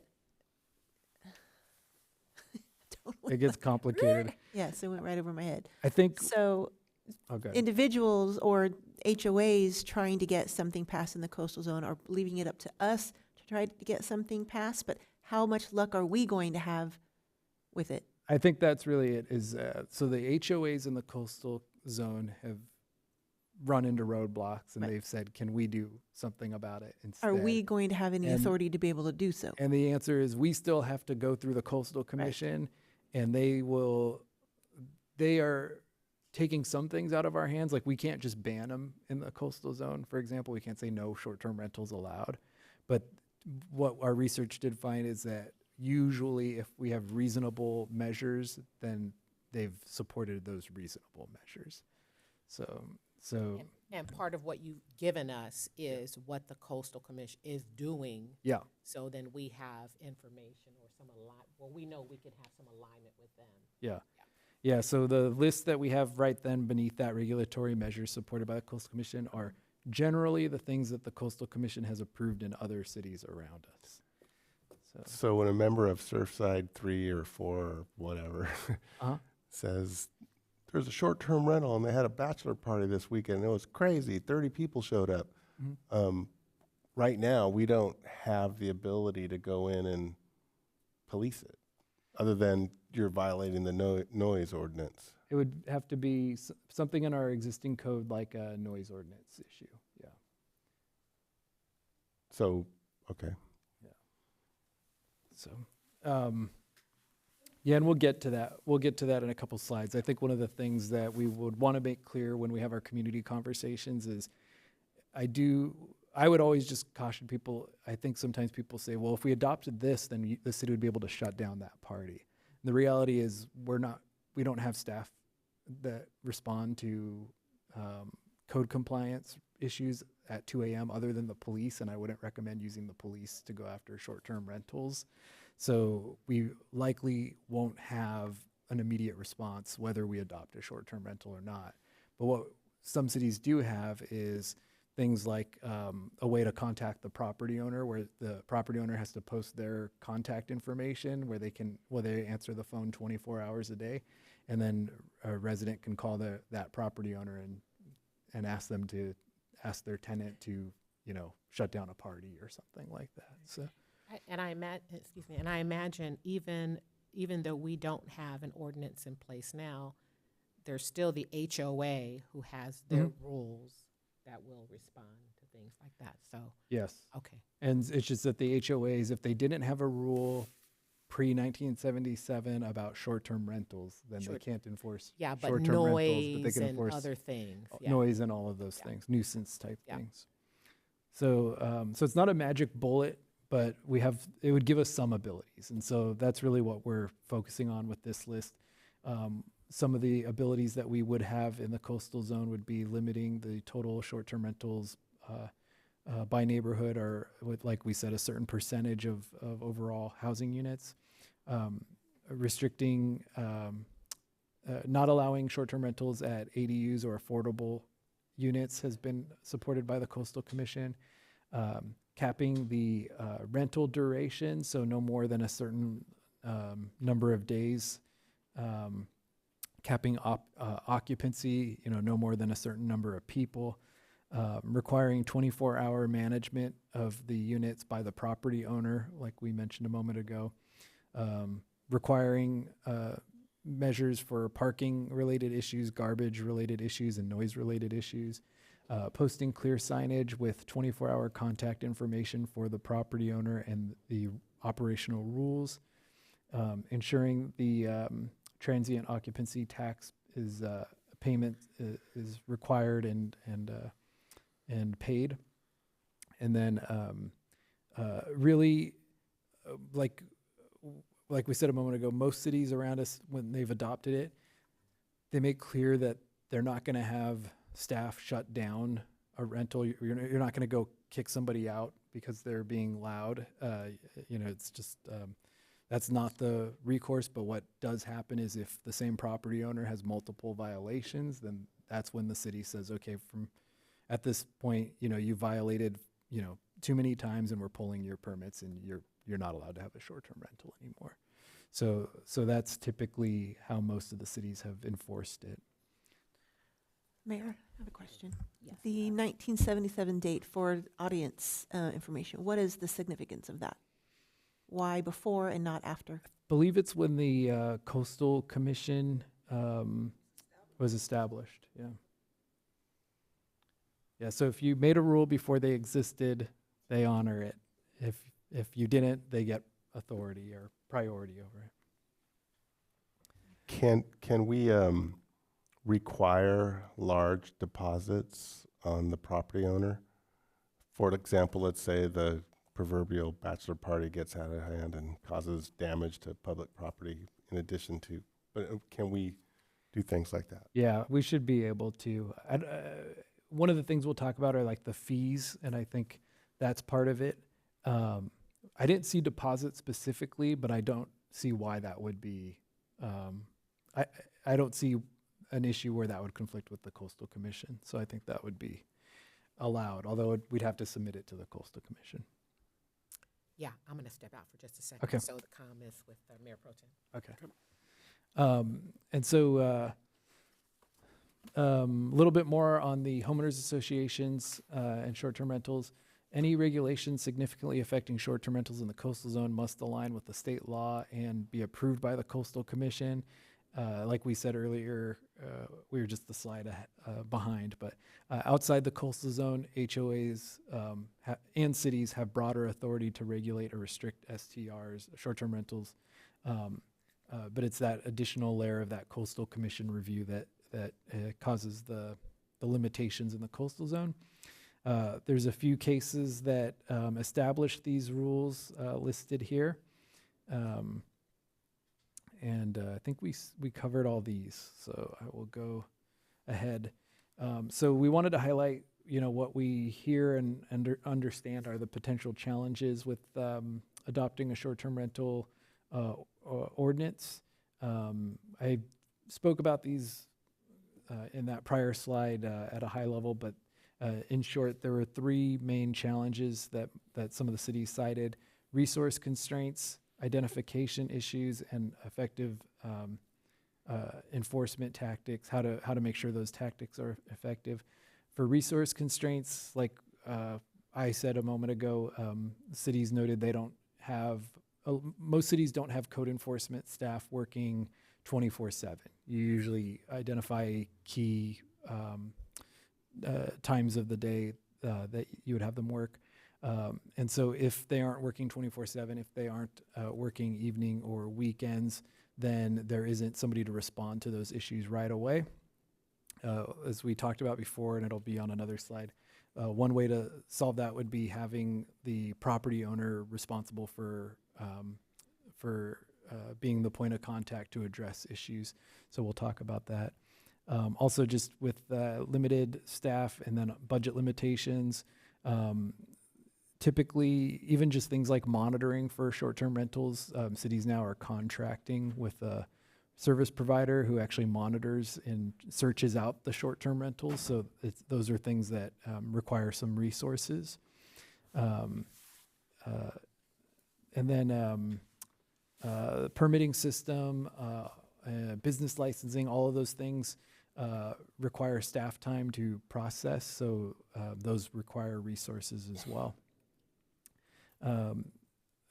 We mentioned identification issues. That's probably the biggest challenge is once you start enforcing regulations well, people get very crafty. And I've gone through this where what we started to see after we started enforcing was people would literally take one picture inside their house with all their windows closed just to show the inside of the room, and then essentially do that so that we as the staff cannot figure out where the unit is.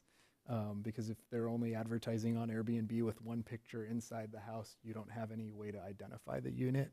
So online listings can be very difficult to actually find the exact unit.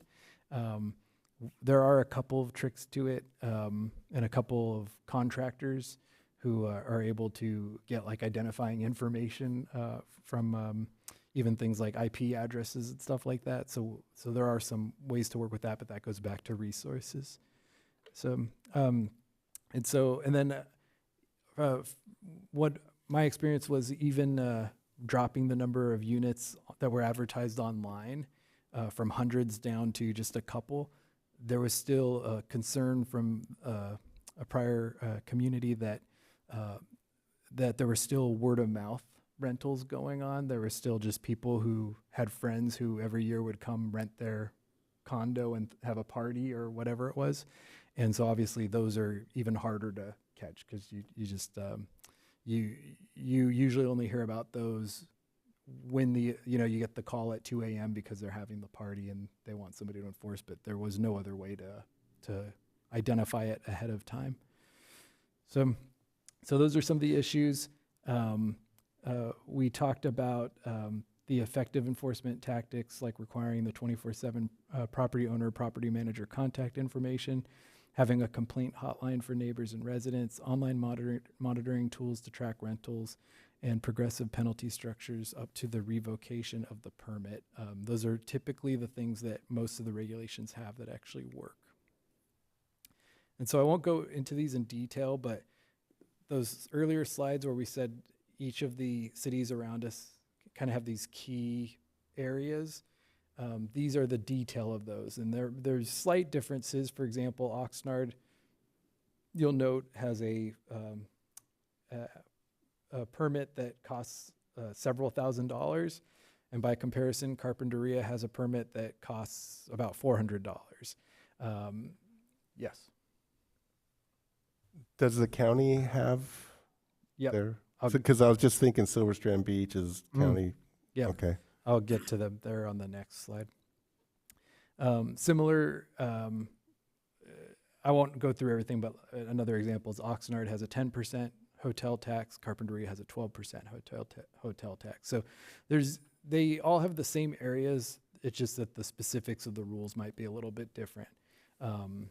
And then you can see some examples there, like with Oxnard, it's 10% of the beach zone is eligible for short-term rentals, so they have a cap on it.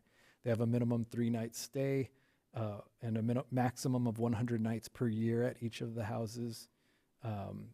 Again, sounds great, and I think that probably addresses some of the concerns, but it's also very difficult to actually enforce, like who's actually going to track whether somebody's at 99 nights or 101. So some of these rules are more difficult than others to enforce. And then things like good neighbor rules, quiet hours, parking requirements that people leave a certain amount of spaces available in their garage or driveway, things like that. So those are typical regulations. That's Oxnard. We also looked at Carpinteria. Similar, just they'd be a lot of similar requirements, but with slight differences. And then we mentioned City of Ventura and then County of Ventura, and you could see again similarly that City of Ventura has a very low fee, and then County of Ventura has a higher fee that compares to Oxnard. Probably for that very reason mentioned is that Oxnard and then Silver Strand, a lot of people don't really know the difference, and so if one is vastly different than the other, it would probably cause a problem. So they have more similarities, and I think for that reason we'd look similarly for Port Hueneme, with us being sort of the next beach after that. And so it's something to keep in mind. The one of the challenges is going to be with if we only have, let's say, 30 or 40 short-term rentals, is if we have to, for example, add a half a person or a full person worth of staff time, the costs of that person should be borne by the people that are renting their units. It shouldn't be borne by all taxpayers. It should be the people that are receiving that benefit of being able to have a short-term rental. So the costs would not be insignificant. I'd imagine that it would be a couple $1,000s per person, per permit, and then TOT collected as well to try to cover those costs. Got a question. I'm sorry, Mayor Pro Tem. So, as of today, the HOA coalition, they haven't came to us with any guidance, or what they're seeing as far as what the consensus is within their coalition. I think that I haven't heard a consensus. I will say my understanding, and we might actually hear this, and I know we got some written public comments, but I believe one of the speakers who's commented a few times, is it Paige, I think, Paige Le Pen, is, I think, the Housing Coalition's chair of their short-term rental review group. And so we haven't gotten a real consensus, but I think that her comments are sort of on behalf of the Housing Coalition. So we'll hear those. But I think that's also why, really, for us, we were saying the next step, I think, is more conversation to really get a consensus and make sure that we have a consensus, because you can see from all of these different regulations, I think they were all drafted to deal with different problems. If you're one city and your problem is too many in the beach zone, then you're going to make one set of rules. If you're another city and your problem is you don't have that many, but it's just some party houses or something like that, then you're going to draft another set of rules. Yeah. So I think that's what we need to understand, is what concerns people want us to address. So does this, do we even, I know this is just the conversation, but are we going to discuss shared walls, which could be a noise issue? My suggestion for tonight is, I think we're still high level.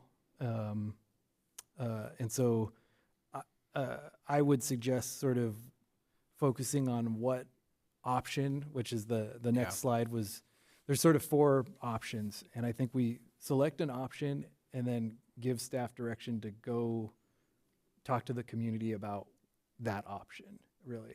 And so it segues nicely, because I think there's really 4 options right now. And one would be, it's really 3, but I'll explain. That one would just be, if it's not a problem and we're not hearing it's a concern, is just no action, and people who rent short-term rentals would continue to rent short-term rentals, and there wouldn't be any change from what's happening today.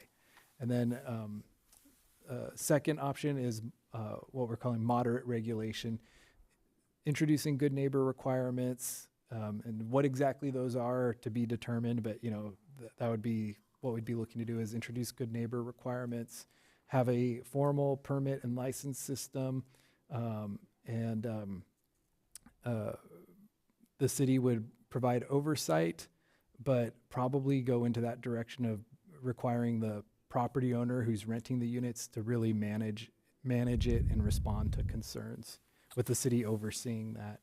And partially that's because we can do that with less resources. If we have to actually be the enforcement arm, that's going to require additional resources.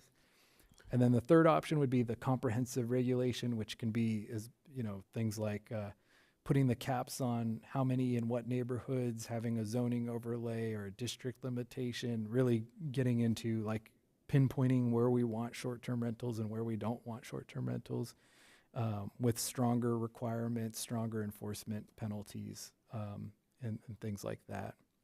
So those are really the three options, but I said before there was four because we recommend the fourth sort of regardless, which is regardless of those other options. I think having more community engagement, a workshop, and a survey, for example, to get feedback on what the main priorities are to focus on. If we draft an ordinance and the ordinance is aimed at, not having short-term rentals in this neighborhood, but that's not the concern. The concern is, this other neighborhood, then it doesn't really accomplish anything. So I think to the point you made a moment ago, we haven't heard really a consensus of like what the 3 or 4 main issues that need to be addressed are. So I think we need to keep having that conversation to do that. And so those are the 4 options to move forward. We are recommending at this point, again, starting with that community engagement process. And I know there was 307 more pages to talk about, but we'll start there. And if there's any questions, I'm happy to answer them. Any other questions? So if I'm an owner of a 4-unit apartment complex, I could decide to go short-term rental for all 4 units. Right now, yes. Right. When we do and I agree, I think that the consensus of the coalition was to get the city to start having a conversation. It wasn't one way or another, but it was I was at the meeting, by the way. So if we develop comprehensive regulations based upon thorough community engagement, we should be able to come up with something that works for the coastal zone and also works outside of the zone, I guess is what I'm kind of confused about. Are we only concerned with the coastal zone, or do we I've used an Airbnb in New Orleans one time, and it was awesome. It was the best thing ever. And so I could see someone outside of the coastal zone going STR and providing a really good service to a family coming here for whatever reason. So the city council would have the ability to adopt an ordinance that applies to both coastal zone and non-coastal zone. If desired, obviously the coastal zone one just has to go through coastal commission as well, but the city council could adopt that ordinance. I think part of why we're talking about having that community engagement first is, as of now, we haven't heard from really anybody that there's actually a concern outside of the coastal zone. And so maybe there is, and maybe we just haven't heard it. And so if we do, workshop and surveys, maybe we'll hear, oh, actually there's this neighborhood outside of the coastal zone and it's really a problem, and here's the problem. But that's why for now, most of this report focused on within the coastal zone, is because that is where we're getting the concerns, and it's also where all of our short-term rentals are located on Airbnb and VRBO. So, any other questions? No? Madam Clerk, are there any public comments? Yes. First is Jan Burke.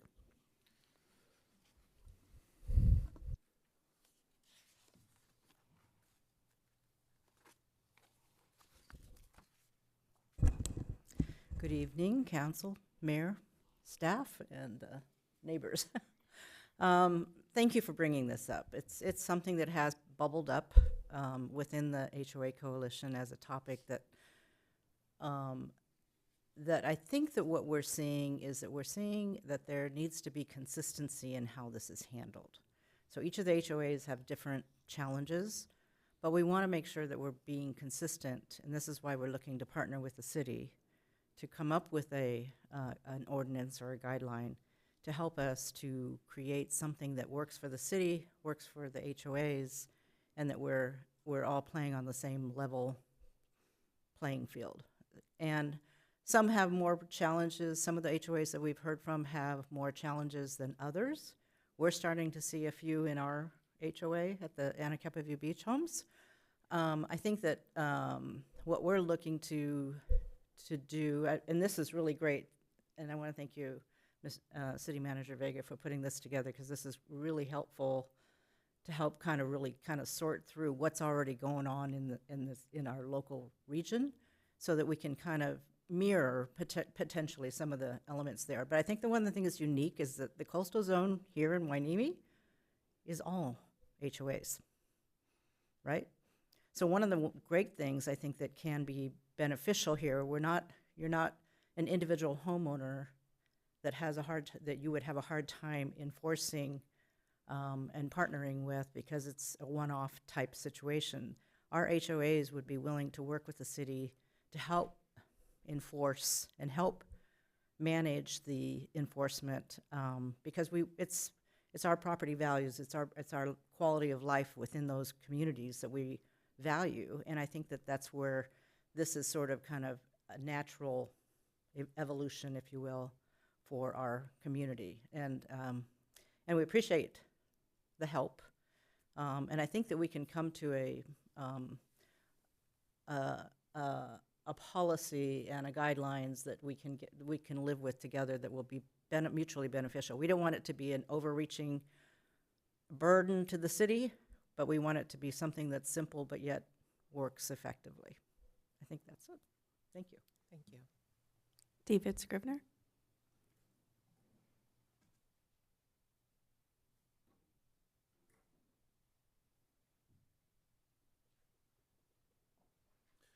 Good evening, everybody. As the president of Surfside Village Homeowners Association and vice chair of the HHOAC, I got these two hats on today. They're slightly different.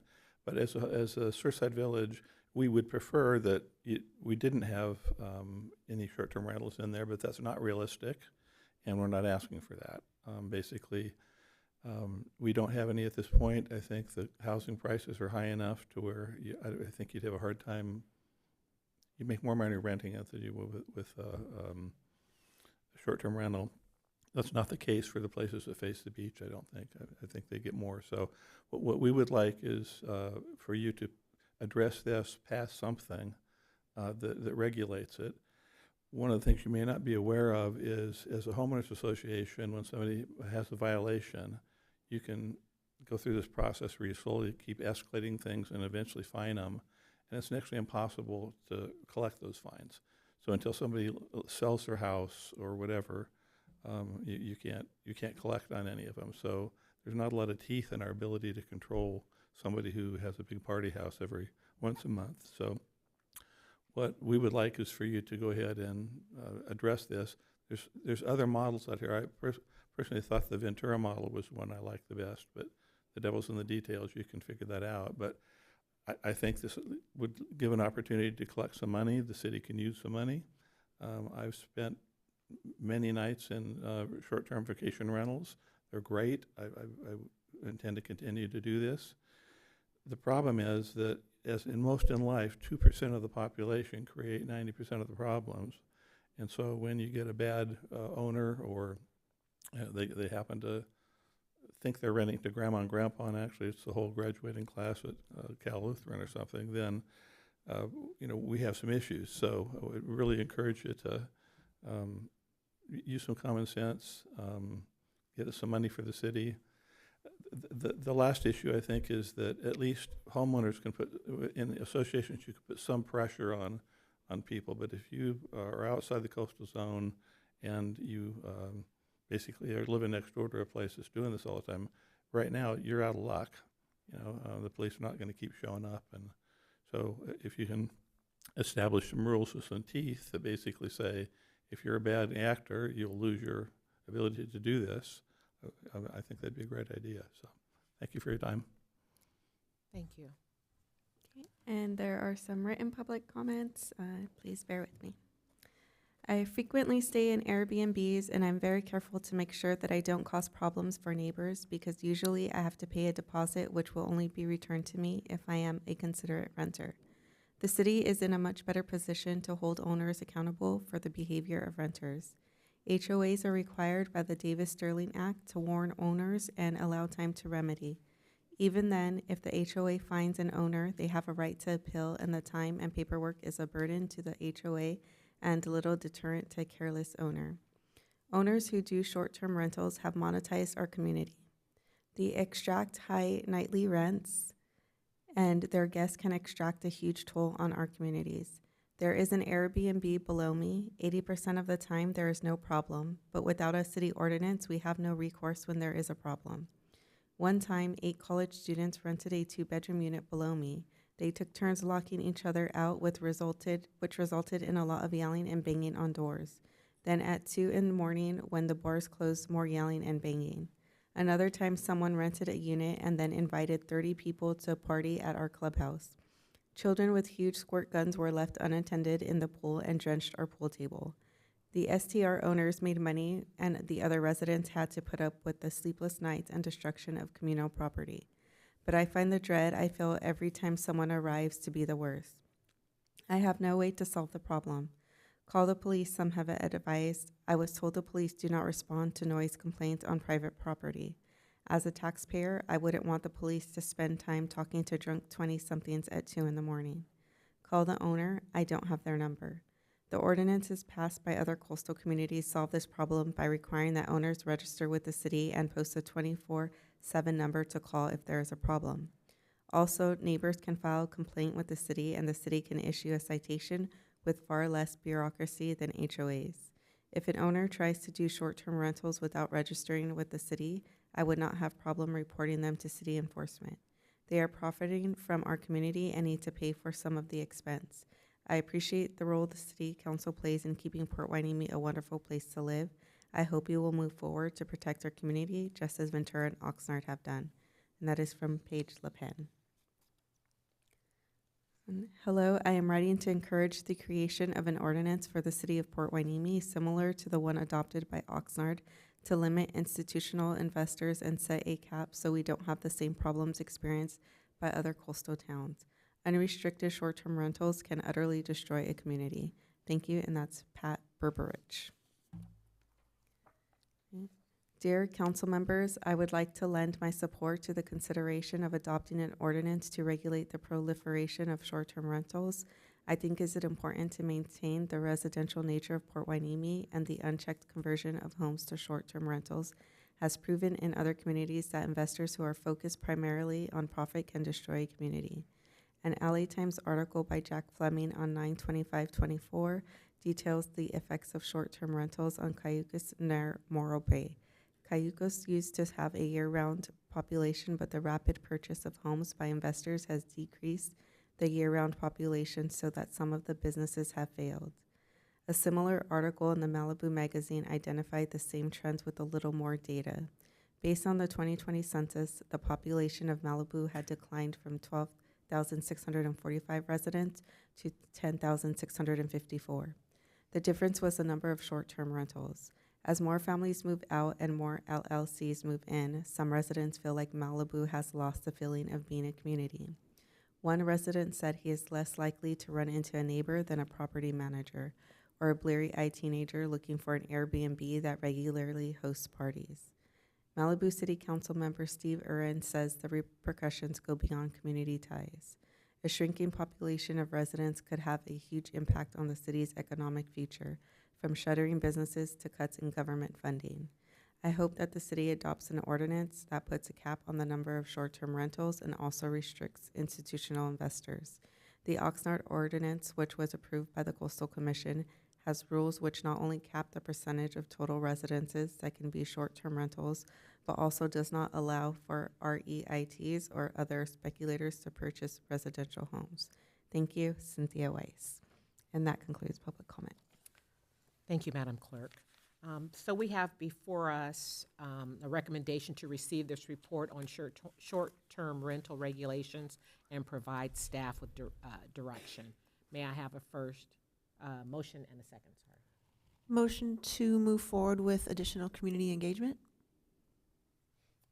Because at this time, I do not have enough information. Yes, so let's do the motion, and then we've decided to accept it, and then we're going to go to discussion. All right, so we have a first and... Second. Okay, now let's move to discussion. So yes, so I don't have enough information to make a decision on how we should regulate. I would like to hear more from the community and also the real estate community as well, because they have a part in this, as you know, they're one of our shareholders in the community. I think that's how we go through with everything, and we should just keep that trend as more community engagement. I think what I heard Councilwoman Perez say is that we want a comprehensive regulation, and we want to get to that point by having some strong community engagement. Councilmember Hernandez. I can support the recommendation for community engagement, but I'm really leaning toward moderate regulation for the purpose of building a foundational ordinance that can be perhaps modified and updated later on as our environment and our demographics change. What I envision is that our city is going to become more attractive in the coming years. It's going to become more attractive because what we're doing with our beaches, how clean we keep them, the swing set, for instance, what we're doing with Bubbling Springs Park. This is going to become a desirable place to come and vacation. So while it might not be the idea of Airbnbs right now might not be rise to the level of being an issue, I think that thinking ahead and planning ahead and being proactive would be a good measure for us to take.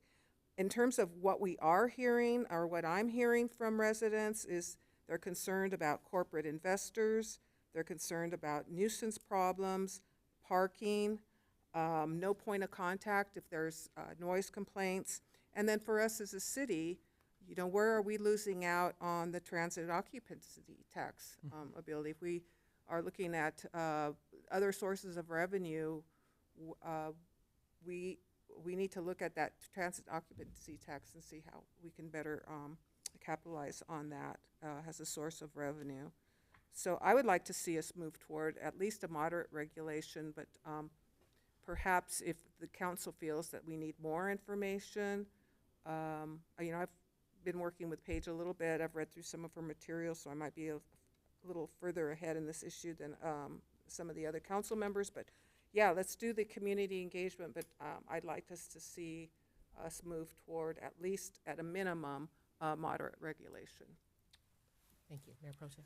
Yes, so reading these regulatory options, I think all options are on the table right now. Of course, we're going to have some action.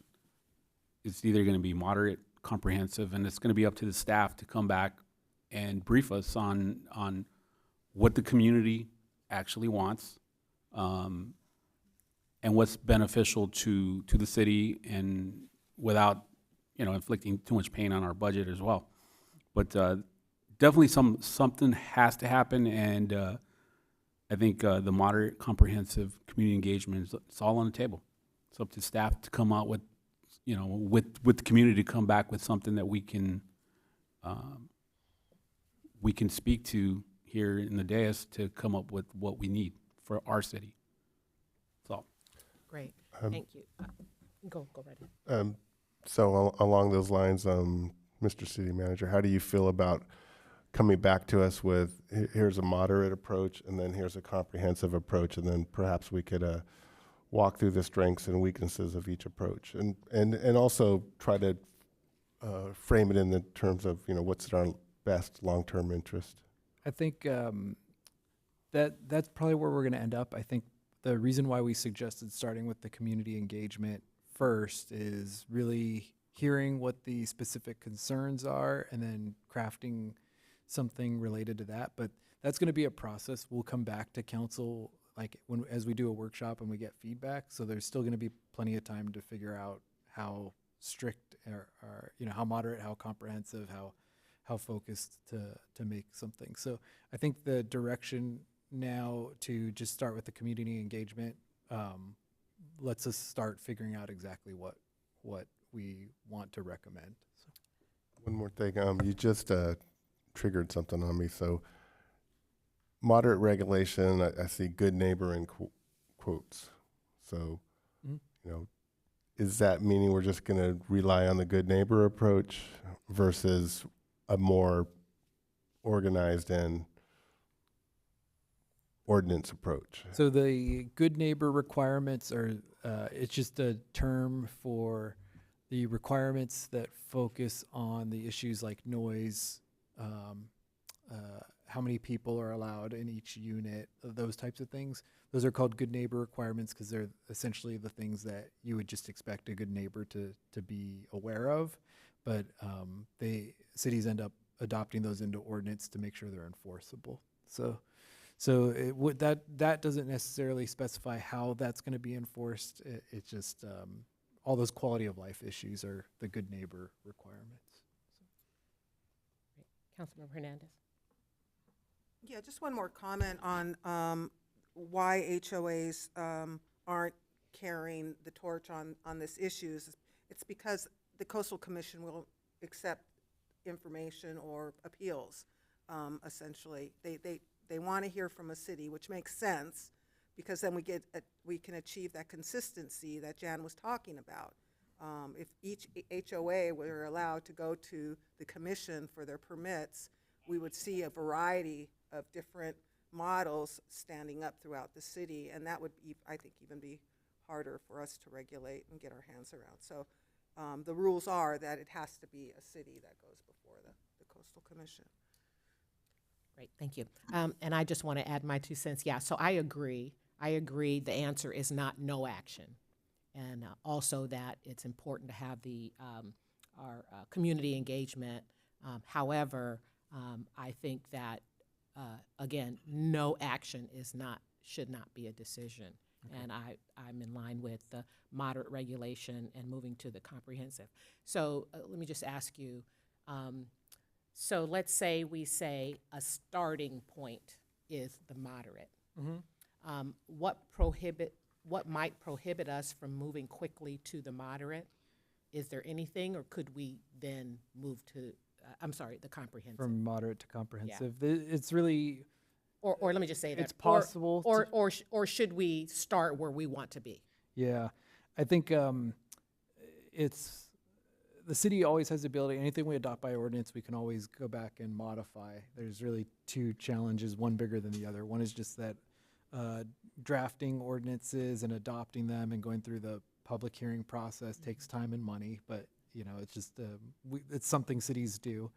But the second one that was the focus of the presentation is that it would have to go through that Coastal Commission review again.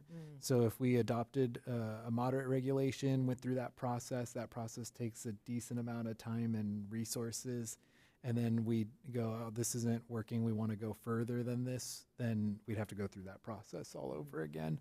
So that's the challenge, but that's where I think starting with the community engagement and hearing what are the key issues we need to address, and then bringing that back to council, and then focusing on those issues, I think will be a good start. Where if we address those key issues, there might be more to do later down the road, but I think that would get us by. Whereas that's why we aren't. We didn't suggest just going straight to crafting an ordinance, because I think if we crafted an ordinance today, we could come back and everybody could say that doesn't address any of the issues we wanted. Yeah. So. Any other questions? Just a quick question. Does Coastal Commission require that we start with a community engagement process, a formal one? Because I feel like we've talked about this a couple of times now in council. So. Yeah. I don't think it's a specific requirement, but, well, so we would have to go through a public hearing process to adopt an ordinance to then send it, but I don't think that they require any specific engagement on top of that. So. Thank you. So this sounds like this is gonna take a long time. So, I mean, are we gonna drop a date for a workshop? I would estimate that we're probably going to do, let's say we do a workshop and a survey. I would estimate that process would probably take 3 to 4 months, and then we'd come back to council. And then at that time, we'd have to then draft an ordinance, and that takes some time. And then we have to go through public hearing, which takes, 2 meetings and 30 days to adopt. So I do think, even if we were to really fast track it, it would take some time, but I would estimate, probably 4 to 5 months in that range. And I think, do you want to add something? I was just going to say that in addition to the time that it takes for the city to draft and adopt its own ordinance, on top of that time, we have the Coastal Commission that we have to deal with. Yeah. So it's not a rapid process, and the Coastal Commission time adds on to that. But what I would note is even if we fast track something, let's say we just took Ventura's and said, let's just adopt this and, that'll get us by for a while. That would still take a couple months to go through the public hearing, the adoption process. It would still take a couple months to go through Coastal. So it's really, it's going to take 3 or 4 months regardless. So in my opinion, better to do it right than to just try to shave a couple, a month off of that process. So do you think that we should have an amnesty for go out and say, hey, you need to report your Airbnb, like come out with the permitting process just to see what our real numbers are? I think that throughout this process, what we can do is include some education on it, on reminding people that if they are running one of these, that they should be reporting their hotel tax and make sure they have a business license. And I think we will get some of those people to do that. Yeah. That's all I got. So my recollection is there's 36 HOAs in the city of Port Hueneme, which sounds like a really big number, and it is. So on the community engagement front, I would like to see that we aggressively contact each property management company, not necessarily the HOA president, no offense, but because maybe the property management company would be better suited to get the responses that we want. I don't know, a survey or just some kind of notification. So at the end of the process that we're able to say, look, HOA, whatever, we sent you 2 notices and you failed to respond. I just think it's really important because the number of HOAs that we have in our community to really go after each one of them 2 times maybe, but just really try to get them to the table, because I just feel like once it gets approved or once we finally get back with an ordinance, then someone's not going to like it. And then yeah, and I think that is one thing to just be aware of is I think at this point, because we don't have any regulations, we haven't heard from any people who operate these. And so as we start talking about regulations, you will hear that other side of it of, there's people who make their living doing short-term rentals. And typically when we start having these conversations, you'll hear from both sides of the spectrum and everybody in between. So when we do our community engagement, we'll try to make sure that we get it out to sort of all sides of it. Any other? No, I was just going to say, can we Yeah, go ahead and vote? Yeah, let's vote, but I wanted to ask our city manager if our current motion second reflects what we have talked about, or do you have it? I understood the motion was to move forward with community engagement, which is right in line with what I think we want and need to do. So I think we should just confirm that and vote, but that motion works. Okay. Everybody's good with that? Okay. Yeah, great. I just want to note for the record, it's a motion to receive the report on short-term rental regulations and to move forward with additional community engagement. Yes. Okay. Okay, great. Madam Clerk? Okay. All in favor? Aye. All opposed? Hearing none, motion passes unanimously. Great, thank you. We'll now move on to number 12, request for use of city resources in support of REACH nonprofits programs and activities. Will staff please present the report? Yes, and our Deputy City Manager, Charles Peretz, will be providing that report. Because I'm tired after the short-term rentals. Good evening once again, members of council, fellow staff, members of the public. Item number 12 pertains to two items pertaining to REACH. So incorporated as recreation, education, activities, and culture in Hueneme, REACH operates as a 501c3 entity independent of the city. At the November 4th, 2024 meeting, the council approved an action to eliminate the council-appointed position on the REACH board, further underscoring REACH's separation from the city and operation as an independent body. At the December 2nd, 2024 meeting, then Councilmember Martinez made two REACH-related motions, both of which were unanimously approved by the City Council. The first was to have a future agenda item to consider REACH's request to utilize the Miranda Park storage area. And the second was to allow the council to consider REACH's proposed utility box beautification project and to use staff resources to support that project. Both of these items request the use of staff resources and therefore require council consideration and approval. With regard to the storage area at Miranda Park, REACH has expressed interest in using one half of the area to store event-related materials, including tables, chairs, and other supplies that would be used to support community programs. Their intention is to use the space year-round to accommodate ongoing community engagement initiatives like pickleball tournaments, city beautification projects, and other events that are in line with REACH's mission. If council approves the recommendation, the city manager would execute the draft agreement that's included in the staff report. With regard to the utility box beautification project, REACH has indicated a desire to enhance the aesthetics of city utility boxes and has asked for staff resources that would assist.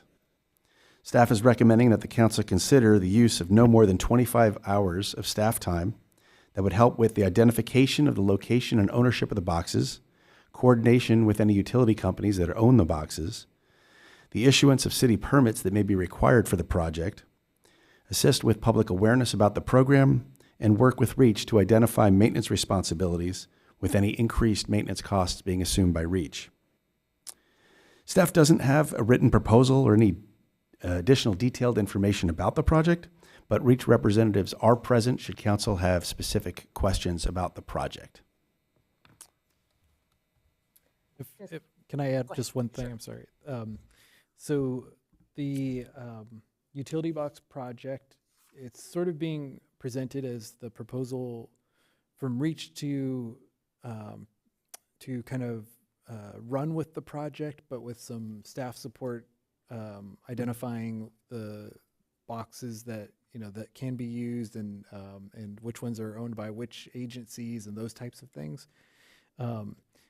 Because it's that structured that way, it doesn't have built into that process sort of the typical process, which would be like a site map coming back to the council or renderings coming back to the council as an example. It's sort of proposed to be really like a REACH project, but that is something that the council, we want to make sure the council understands that, because that is something that the council has the ability to say, we would like to see, a site map or renderings, or essentially, the council could say it's a REACH project and, we don't we do or do not want to be involved to that level. So I just wanted to highlight that because that is sort of a pending question if that project is to move forward, is what level of involvement the council wants. So. Councilmember Gama. How many boxes are we talking about, and do these include Edison boxes? And I think I've noticed in surrounding cities that sometimes boxes align to different organizations within the city. So I would just ask that we get a site map, and then at some point get a description of what the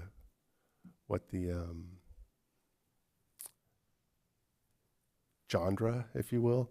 Like, are we going to go with coastal art? Or are we going to go with, pickleball art?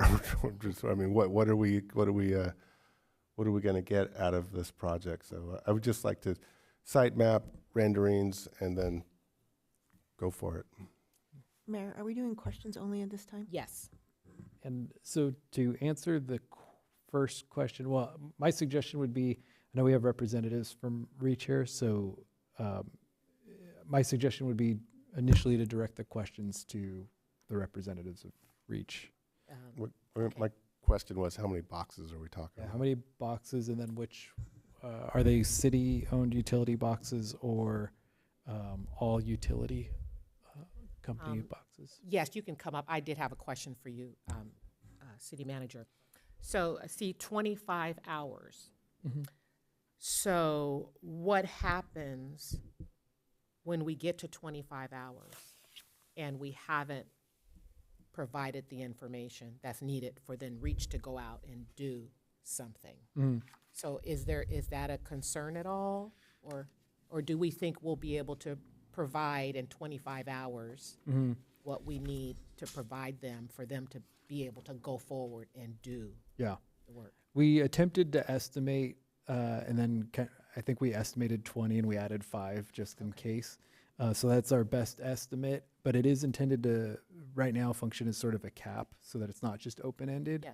If we get to the point where we're at 25 and it's clear that it's going to be another chunk of staff time or resources, right now the way we would proceed is we would return to council and say, okay, this project is, at this point, and it's going to take an additional 20 hours of staff time, so we would use this as really like a cap at this point of this is what the council's pre-authorized, and if we are going to go over that, then we need to go back to the council. Right. So, and I'm asking the question because we've had a conversation about REACH and being a nonprofit, Mm-hmm. and how much the city is going to support. And so we've had that conversation. So Yes. I just want to make sure that we are still continuing to have that conversation, and Yeah. it doesn't turn into Yes. now we're Yeah, it's the challenge, and in a nutshell, the city supported REACH, and it was sort of one and the same for a long time. And recently, we, as a city and REACH requested that it become its own entity. We recommended, as staff and the council approved, that would be better for all, as if they were truly two independent entities. So this is sort of the growing pains of that, of, okay, so now that we've separated, realizing things that the city had done previously that really can't just be assumed anymore, and trying to give it some structure. So the idea with this was not to take REACH back as a city entity, but to say, essentially, would the council support this project, and in doing so, commit these resources, but no more than those resources. Right. So. I think a follow-up conversation was, okay, if any nonprofit came in and Mhm. asked for support, Mhm. would we approve that? Right. Right. So, yeah. Mayor, I Go have a ahead. question. Councilmember Perez, go ahead. So I'm assuming this is going to be an art project. Are you going to be engaging the community, asking for volunteers? Is this going to be a fundraiser? How are you seeing the art project happen?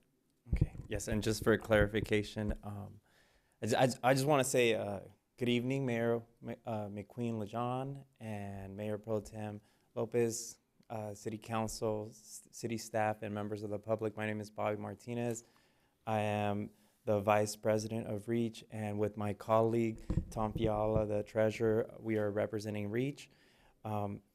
This is a two-part request, but to answer Councilmember Perez's question, we are going to be looking to work with other organizations, including the Hueneme Elementary School District, and really anybody that wants to join in on this beautification project of our city.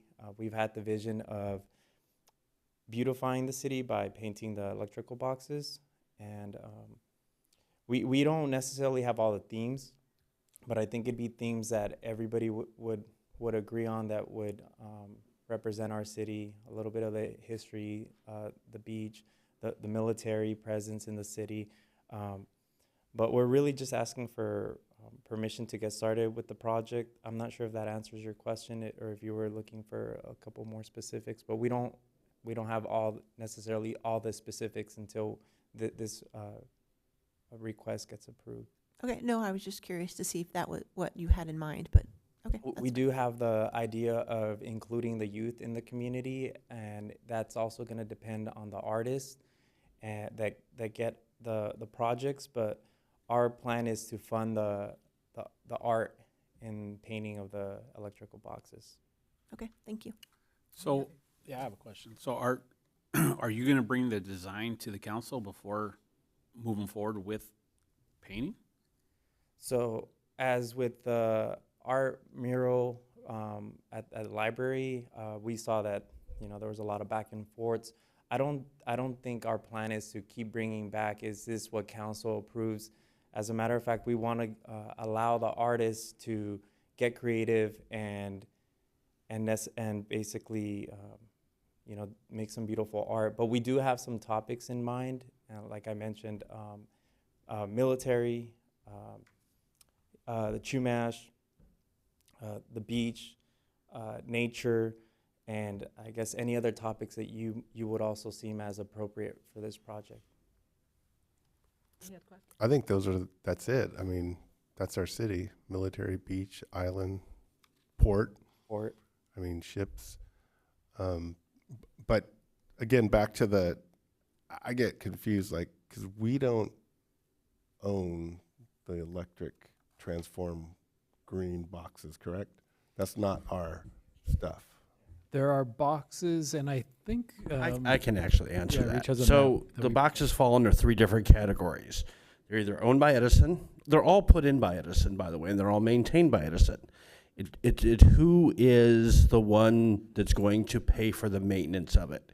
So it either falls under Edison, it falls under the city, or it's privately owned. For instance, if you go outside of Ad and Cappuccino, there's a box right there. It's actually owned by the owner of that complex. So if damage were to happen, obviously Edison would come and would fix it, but he has to pay Edison for the maintenance of it.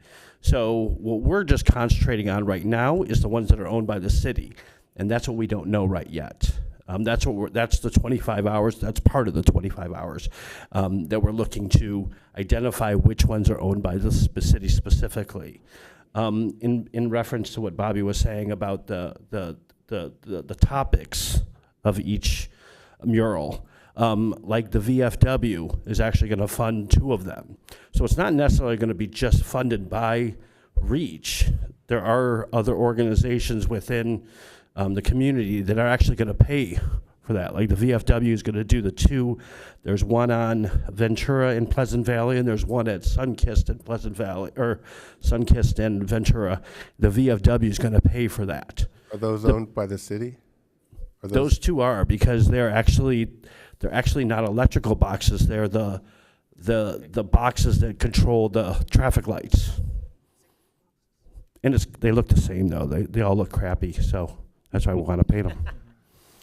So again, I just think if we could get a map. We don't have that. What we do know right now is the 8 traffic light boxes. We know where those are. Charles gave that to us a while back. So we do have those. The electrical boxes, we actually don't have that list yet. So we don't know which ones are owned by Edison. So the idea is identify which ones are by the city, go to Edison, identify which ones are by them, and what's left over is privately owned. and we'll go to that individual owner as it goes on. We only want to do about 4, 5, 6, 8, something like that, just to get an idea, because there's got to be 60 of them. So we don't want to blast them all at once. We kind of want to get the community to come back and ask us or give their feedback. And like we had said earlier, there would be beach theme along Surfside, and then school themed by the schools, the VFW and military themed along the base, and then we'll mix it up with other things. Yeah. Now I'm going to sit down. Will they be wrapped? Like once you do the painting on them, wrapped so that they're not graffiti? We haven't got that far Okay, yet. got it. Thank you. All we know is there's boxes that need to be painted. That's all we got. You have a question, Mayor Pro Tem? I just have one last question. The storage facility, what are you guys going to use that for? Excuse me? The storage at So Miranda Park? in regards to the storage, when I first got on council, I was using it for all the activities that I was doing in the city. So I ran about 24 different events in the city, basketball, soccer. We even did baseball, volleyball. So we have some equipment. And so that equipment was purchased, I believe, by Reach, and some of it was provided by the city, and that's where we would want to store some of those items. Since Reach has now become a working committee, in the last 6 months we have done 2 pickleball tournaments, fairly inexpensive compared to other pickleball tournaments, and those have been used to provide some of the funds for this art, including also one of the other things that we would want to do is purchase the windscreens that have been damaged at Miranda Park for the pickleball courts. So we, as of right now, I know that there's space there, and we would want to use that space to continue to store some of the items that Reach is using, because we don't technically have a physical location. We were previously using some of the city resources, and I think this would only make it easy for Reach to continue to provide some of these city-wide events, including more pickleball tournaments and maybe basketball tournaments, which is something that we've been talking about. But yeah, both of these 2 items would help fulfill our mission here on Reach. So what's in the storage building besides Reach's equipment? Like, how are we going to segregate it? Yeah, so I believe most of the equipment in that specific room or closet, if you want to call it, it has sporting equipment, and I think some of it's like old tennis equipment, which I don't know who's using it, but if we did get the authority to use this room, we would clean it out and use it for more sporting equipment. But as of right now, I want to say half of it is a mystery to me, but it's a lot of tennis related equipment. And then the other half still actually has some of our equipment, including some soccer courts, pickleball paddles, soccer balls, and baseball equipment. Mr. City Manager, Mr. Mayor, I have a question about this. A few years ago, we got a report by our facilities director that this building was condemned and the roof had to be replaced. We were not able to do anything with it. Has that since been changed? The roof has not been replaced and needs to be replaced, but it's not condemned in the legal sense. I think, yeah, not meant for habitation, not meant for use. I think our thought is it's really not usable for like the uses we'd want to use it for, but for now, it has a leaky roof, but it can be used to just store some equipment, really. So just to clarify, it's not the entire building, it's just, I guess, a closet in the back. In terms of dimensions, I don't have them off the top of my head, but I'm trying to visualize them right now. I would say it's anywhere between like 6 to maybe 6 by 8, 15 feet, maybe at most. So I'm going to date myself. Going back like many years ago, we used to have HOA meetings in that facility. I think it's a great facility, and I think as long as the engineering has been done and if it's safe, I think it'd be a great place for Reach to have its headquarters. I mean, it really is. Oh, yeah, maybe the whole building, but this is just it's a small storage room. Right. But again, like I said, if it's the building's not being used, if it's determined to be safe to be used, then it could be a really good resource for Reach, and it's not being used right now. And then, of course, you'd be doing your soccer tournaments, basketball tournaments. I think it sounds a great idea. I don't want to go too far into it, but since we're mentioning this, is this the building that was talked about in the other, a meeting building at Miranda Park? What is that?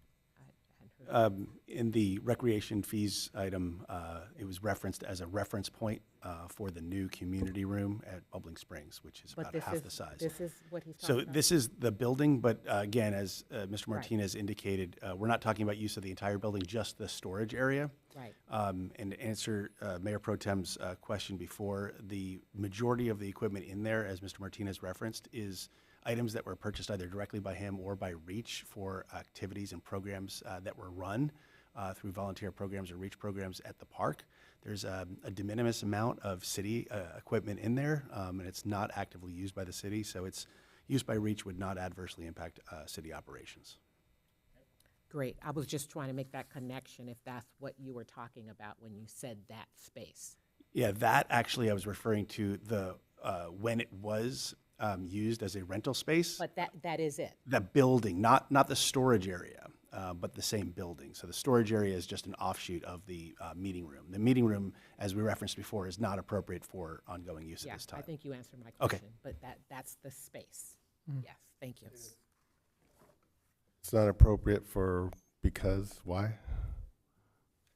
Just as the city manager mentioned, it's not condemned, but there are roofing issues and work that would need to be done for ongoing rentals and active use of the community room. And roofs are expensive now. My guess is, maybe years ago, maybe that was a $50,000 estimate. My guess now is $250,000 maybe. So, yeah. Okay, great. Any, Madam Clerk, do we have any public comments? No public comments. Great, thank you. May I just mention that if we get the approval for the beautifying the utility boxes, we would be responsible for paying for the artists to come do the art. And I just want to clarify that. Great, thank you. Do we have consensus for a site map before, or would we just? Yeah, go ahead. Yeah, it's my understanding there is a list. It's not mapped out, but there is a list. Would that be sufficient for you to see a list? The city has a list. We need it. I think the challenge in hearing the thought is it could be other boxes that aren't on our list. And so I think that was what I heard, because we gave the list of our boxes, but it could be other utility boxes. So I do think, not wanting to burden Reach and not wanting to create a situation where, we're doing multiple renderings of things. I know we want to avoid that, but I think maybe approving it with the requirement that a site map with the theme, like identifying which ones will be done with a theme, would be maybe a good middle ground. That's good. Okay, so we have before us to authorize the city manager to execute an agreement allowing Reach to utilize storage space at Miranda Park and approve Reach's proposed project to beautify utility boxes within the city boundaries, supported by no more than 25 hours of staff time and waiving fees associated with applicable city permits. May I have a motion and a second? So moved. Second. Any further discussion? If not, Madam Clerk, can we please have a vote? All in favor? Aye. All opposed? Hearing none, motion passes unanimously. And Thank I just you. want to say thank you. And if this is a successful project, just know we have goals of continuing to beautify the city, maybe even the lifeguard towers or any other ideas that you may have. Great, Yeah. thank you. Thank you. Thank you. Okay, we're going to move on to our city manager comments and reports.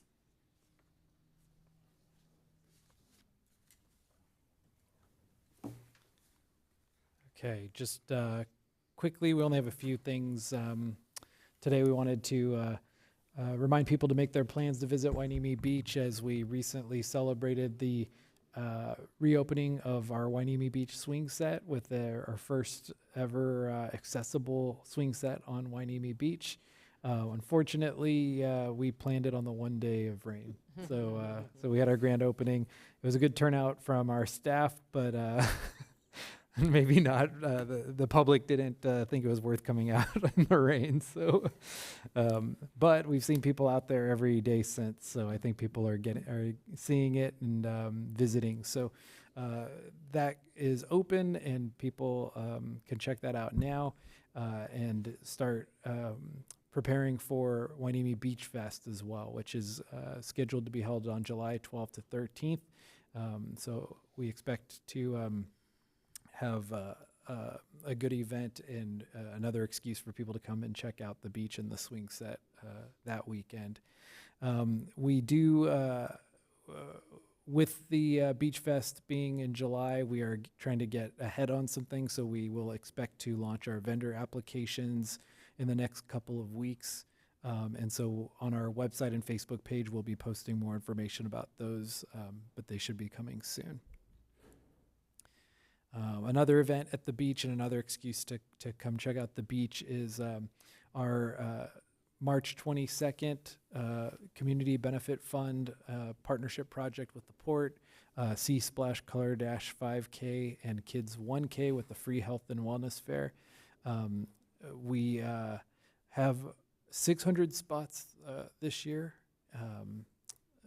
because we sold out so quickly last year. I think it's been open for about a week, and I think we have a couple hundred people signed up. So we do think we're on pace to sell out. So anybody who's interested may want to register sooner rather than later. But that event is on March 22nd. Registration is open now, and people can visit our website to get more information on signing up. So. And it's a $20 registration for the 5K event, and the Kids 1K is $10. And then last, for the March 3rd agenda right now, we are looking at, we have the following items currently scheduled. We have a presentation from Public Works regarding completion of the sewer main line repair, which we are finishing that major project now. We have on consent, we'll have the second reading of the off-leash, the dog park amendments that were introduced today. We'll also have the notice of completion for the westbound Channel Islands resurfacing project. We'll have a public hearing item related to electronic signatures for Fair Political Practices Commission forms. It's required the council is required to adopt an ordinance to allow for electronic signatures on those forms. It's really a housekeeping item, but it requires an ordinance and a public hearing. And then we have 3 business items planned. The strategic partnership discussion we talked about a couple meetings ago. We'll bring that back. The item to designate the RDP representative, and the DC trip talking points for the RDP DC trip. And then we're bringing back the term limit discussion for Citizen Advisory Commission and Measure U, as well as the final appointments for those 2 committees. So right now, those are what we have scheduled for March 3rd. And that's everything I have tonight. Great, thank you. We'll go to the council members for report and comments. Councilmember Perez. Thank you. I just have one report on the SCAG meeting that I attended on the 6th. There was a really good overview of the state of emergency management in California, the disaster preparedness, the follow-up, how to take care of areas that were hit by disaster, what went wrong, what what went right and how to improve efforts, and a lot of good tips and information from a lot of different agencies and organizations. That's it. Great, thank you. Councilmember Gama? I have nothing to report for meetings, but I do have a comment to make. You know, a while ago we talked about the surfer mentality, looking ahead, and well, I appreciate the fact that we were able to get the dredge here this year. We're falling far short on what is needed to sustain Hueneme Beach into the future. We just celebrated the opening of the swing set, and the numbers, as I look at them right now, we're projected to get 1 million cubic yards of sand, which is 1.4 million cubic yards short of what is needed to sustain Hueneme Beach. And so if we don't get any additional sand between now and 2 years from now, we're going to have a real problem. And that problem could be fire pits falling into the ocean, swing set falling into the ocean. And, you know, it's really frustrating because 2 years ago we celebrated, we got 2.5 million cubic yards of sand, which was the first time we ever exceeded the goal. And then I don't know what happened, but here we are falling dramatically short. And we absolutely need to come up with a plan to deal with this. If we just put our heads in the sand and look 2 years from now and expect everything to be great, we could be back in a situation that happened 10 years ago, and it's just really depressing. So just wanted to make these comments to make sure all of us up here understand that, no, this is really about sustainability, and we need to come up with a plan. And so I'll be making a request for a agenda item so that we could begin to figure out where we go from here. Get to Ventura County Animal Services meeting this Thursday, and the Beacon meeting's coming up next Friday. So next meeting I'll be able to report those out. Great, we're going to go back really quick. To add to my comment, that video is recorded and available to the public if anybody's interested in hearing what was said during that meeting. Thank you. Councilmember Hernandez? Thank you, Mayor. I've attended a number of SCAG meetings in the last couple of weeks. One was also to address emergency preparedness. I don't know if it's the same one where Lucy Jones spoke and different representatives from the from LA area spoke about preparedness and other issues. So very good meeting, and also learned of some new tools and technology that I've shared with the on-traffic analysis, which I've shared with the city manager. I've attended at least 3 Clean Power Alliance meetings since being appointed to the committee. 1 orientation, 1 actual board meeting, and then I met with some constituents on Monday, yesterday, and fortunately I was able to get Joe Cabral to come along with us so he could sit and help answer questions from some of the members of Hueneme Bay who were wondering about what their bill was going to look like, why we're doing this, the different tiers, and I think it was quite helpful, and it was, for me, a good train the trainer on how to talk to constituents about this change over to the Clean Power Alliance program. Other than that, this morning I attended a VCOG executive committee meeting where we interviewed new candidates for the executive director position. So we're looking forward to hearing the outcome of that in the next couple of weeks on who was selected. And I just wanted to also say thank you to Lupe Yacero, who has moved on to VCTC. We didn't get a chance to say goodbye to her, but I just want to publicly thank her for her years of service here, and she will be greatly missed. Thank you. Great, we're going to go back to Councilmember. Thank you, Mayor. So earlier tonight, there was the Air Pollution Control Board committee meeting where they're going to be voting on new rules, which I couldn't attend because I was here. They want to increase their air pollution credit permitting fees 5% a year over the next 3 years. And following up on the dredge situation, the conversation I had this morning with the staff over there was trying to understand the air pollution credits that we ran out of last dredge cycle, and they shut us down for a month. Trying to understand how this latest situation with the Army Corps of Engineers and the dredging process and the air pollution credits, are they issued for this period only, and what do we have to do to start?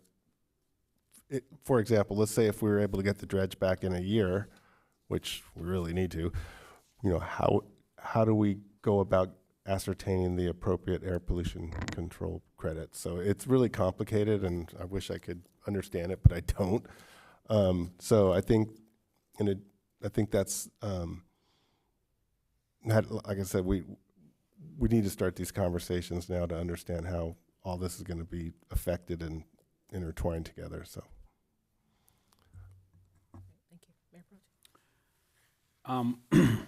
I attended 2 events. One was the Cal Cities Veterans Group, best practices for all cities. Got a lot of good info on what kind of services other cities provide. And there was a lot of good best practices. So I got this report that I'm gonna consolidate in some ideas that we could probably bring here which really doesn't cost anything.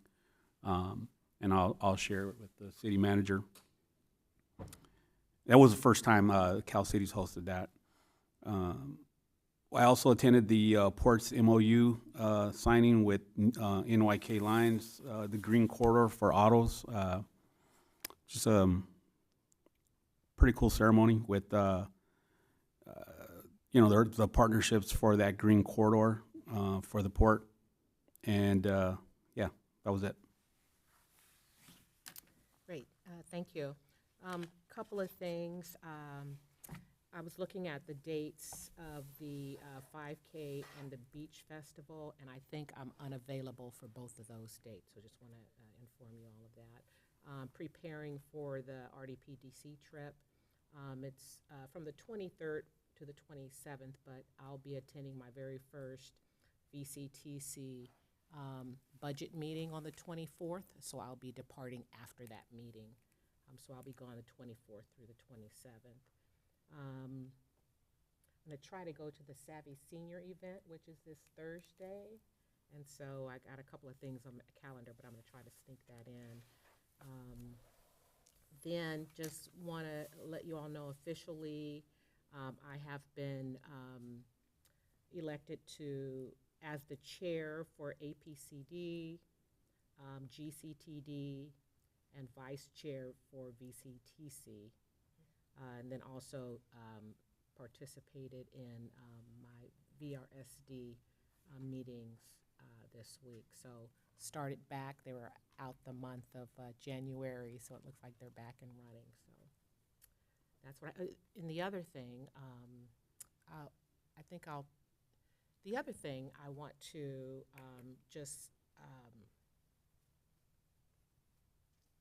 let me hold it to the agenda for the agenda items.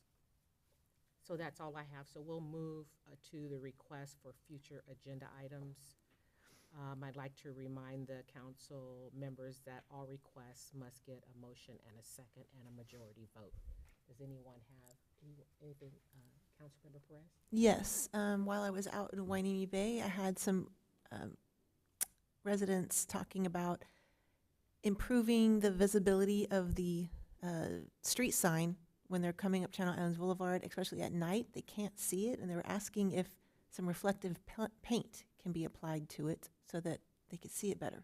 They understand that they can't have a light underneath it, but some way of making the sign more visible at night. I have questions, but I guess this is the future agenda item portion, so I guess the first question is whether the council will put it on the agenda, but then after that's decided, I'll have questions about exactly what they're looking for. So The Lido or Lido sign? Okay. Just making that more visible from Channel Islands Boulevard, if they're going up the Channel Islands. Their It's their that sign? sign showing them where the street, it's not visible. But their sign, Yeah. not a city sign? Correct. So it's Street sign. It's a request for an item. I guess the part I'm struggling with is, so it sounds like they have a permitting question, really, about if they can. They're get a wanting to know permit if the city can make the sign more visible. Their sign. The, Is no, it a it's city it's a street sign. It's a city street Oh, sign. okay. Yeah, okay. Okay. All right, so I don't know that we need an agenda item for that, though. Is that just a, yeah, I think that's something Public Works could just look into, yeah. Oh, okay. Okay, is there anything else? Nope. Councilmember Gama. So I'd like to place on the agenda the dredge woes of 2025 and just to have a strategic meeting as to how we're going to address the shortfall.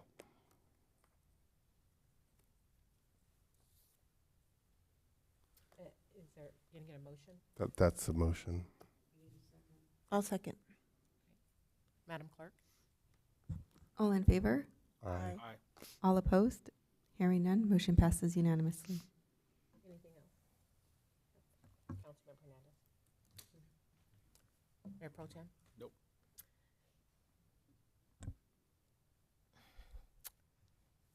I'm struggling again. So I would like to add an agenda item that lists some of the items that our former council member Martinez had brought to the council, like events that we actually did in the city. Mhm. And I would like to talk about whether we want to keep some of them, or because he's not here, we don't do them anymore. I'm gonna talk through that. Because we had the Inlaket reading. You know, we were having basketball, adult basketball.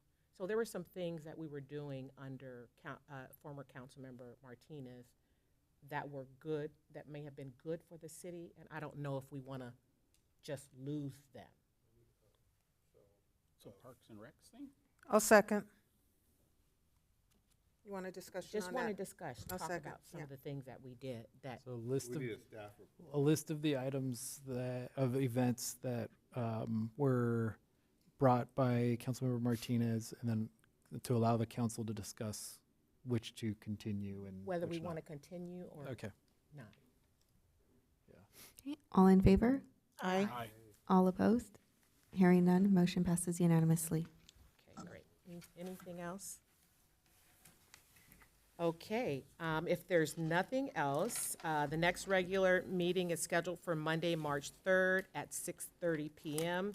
The meeting is now adjourned at 9:27.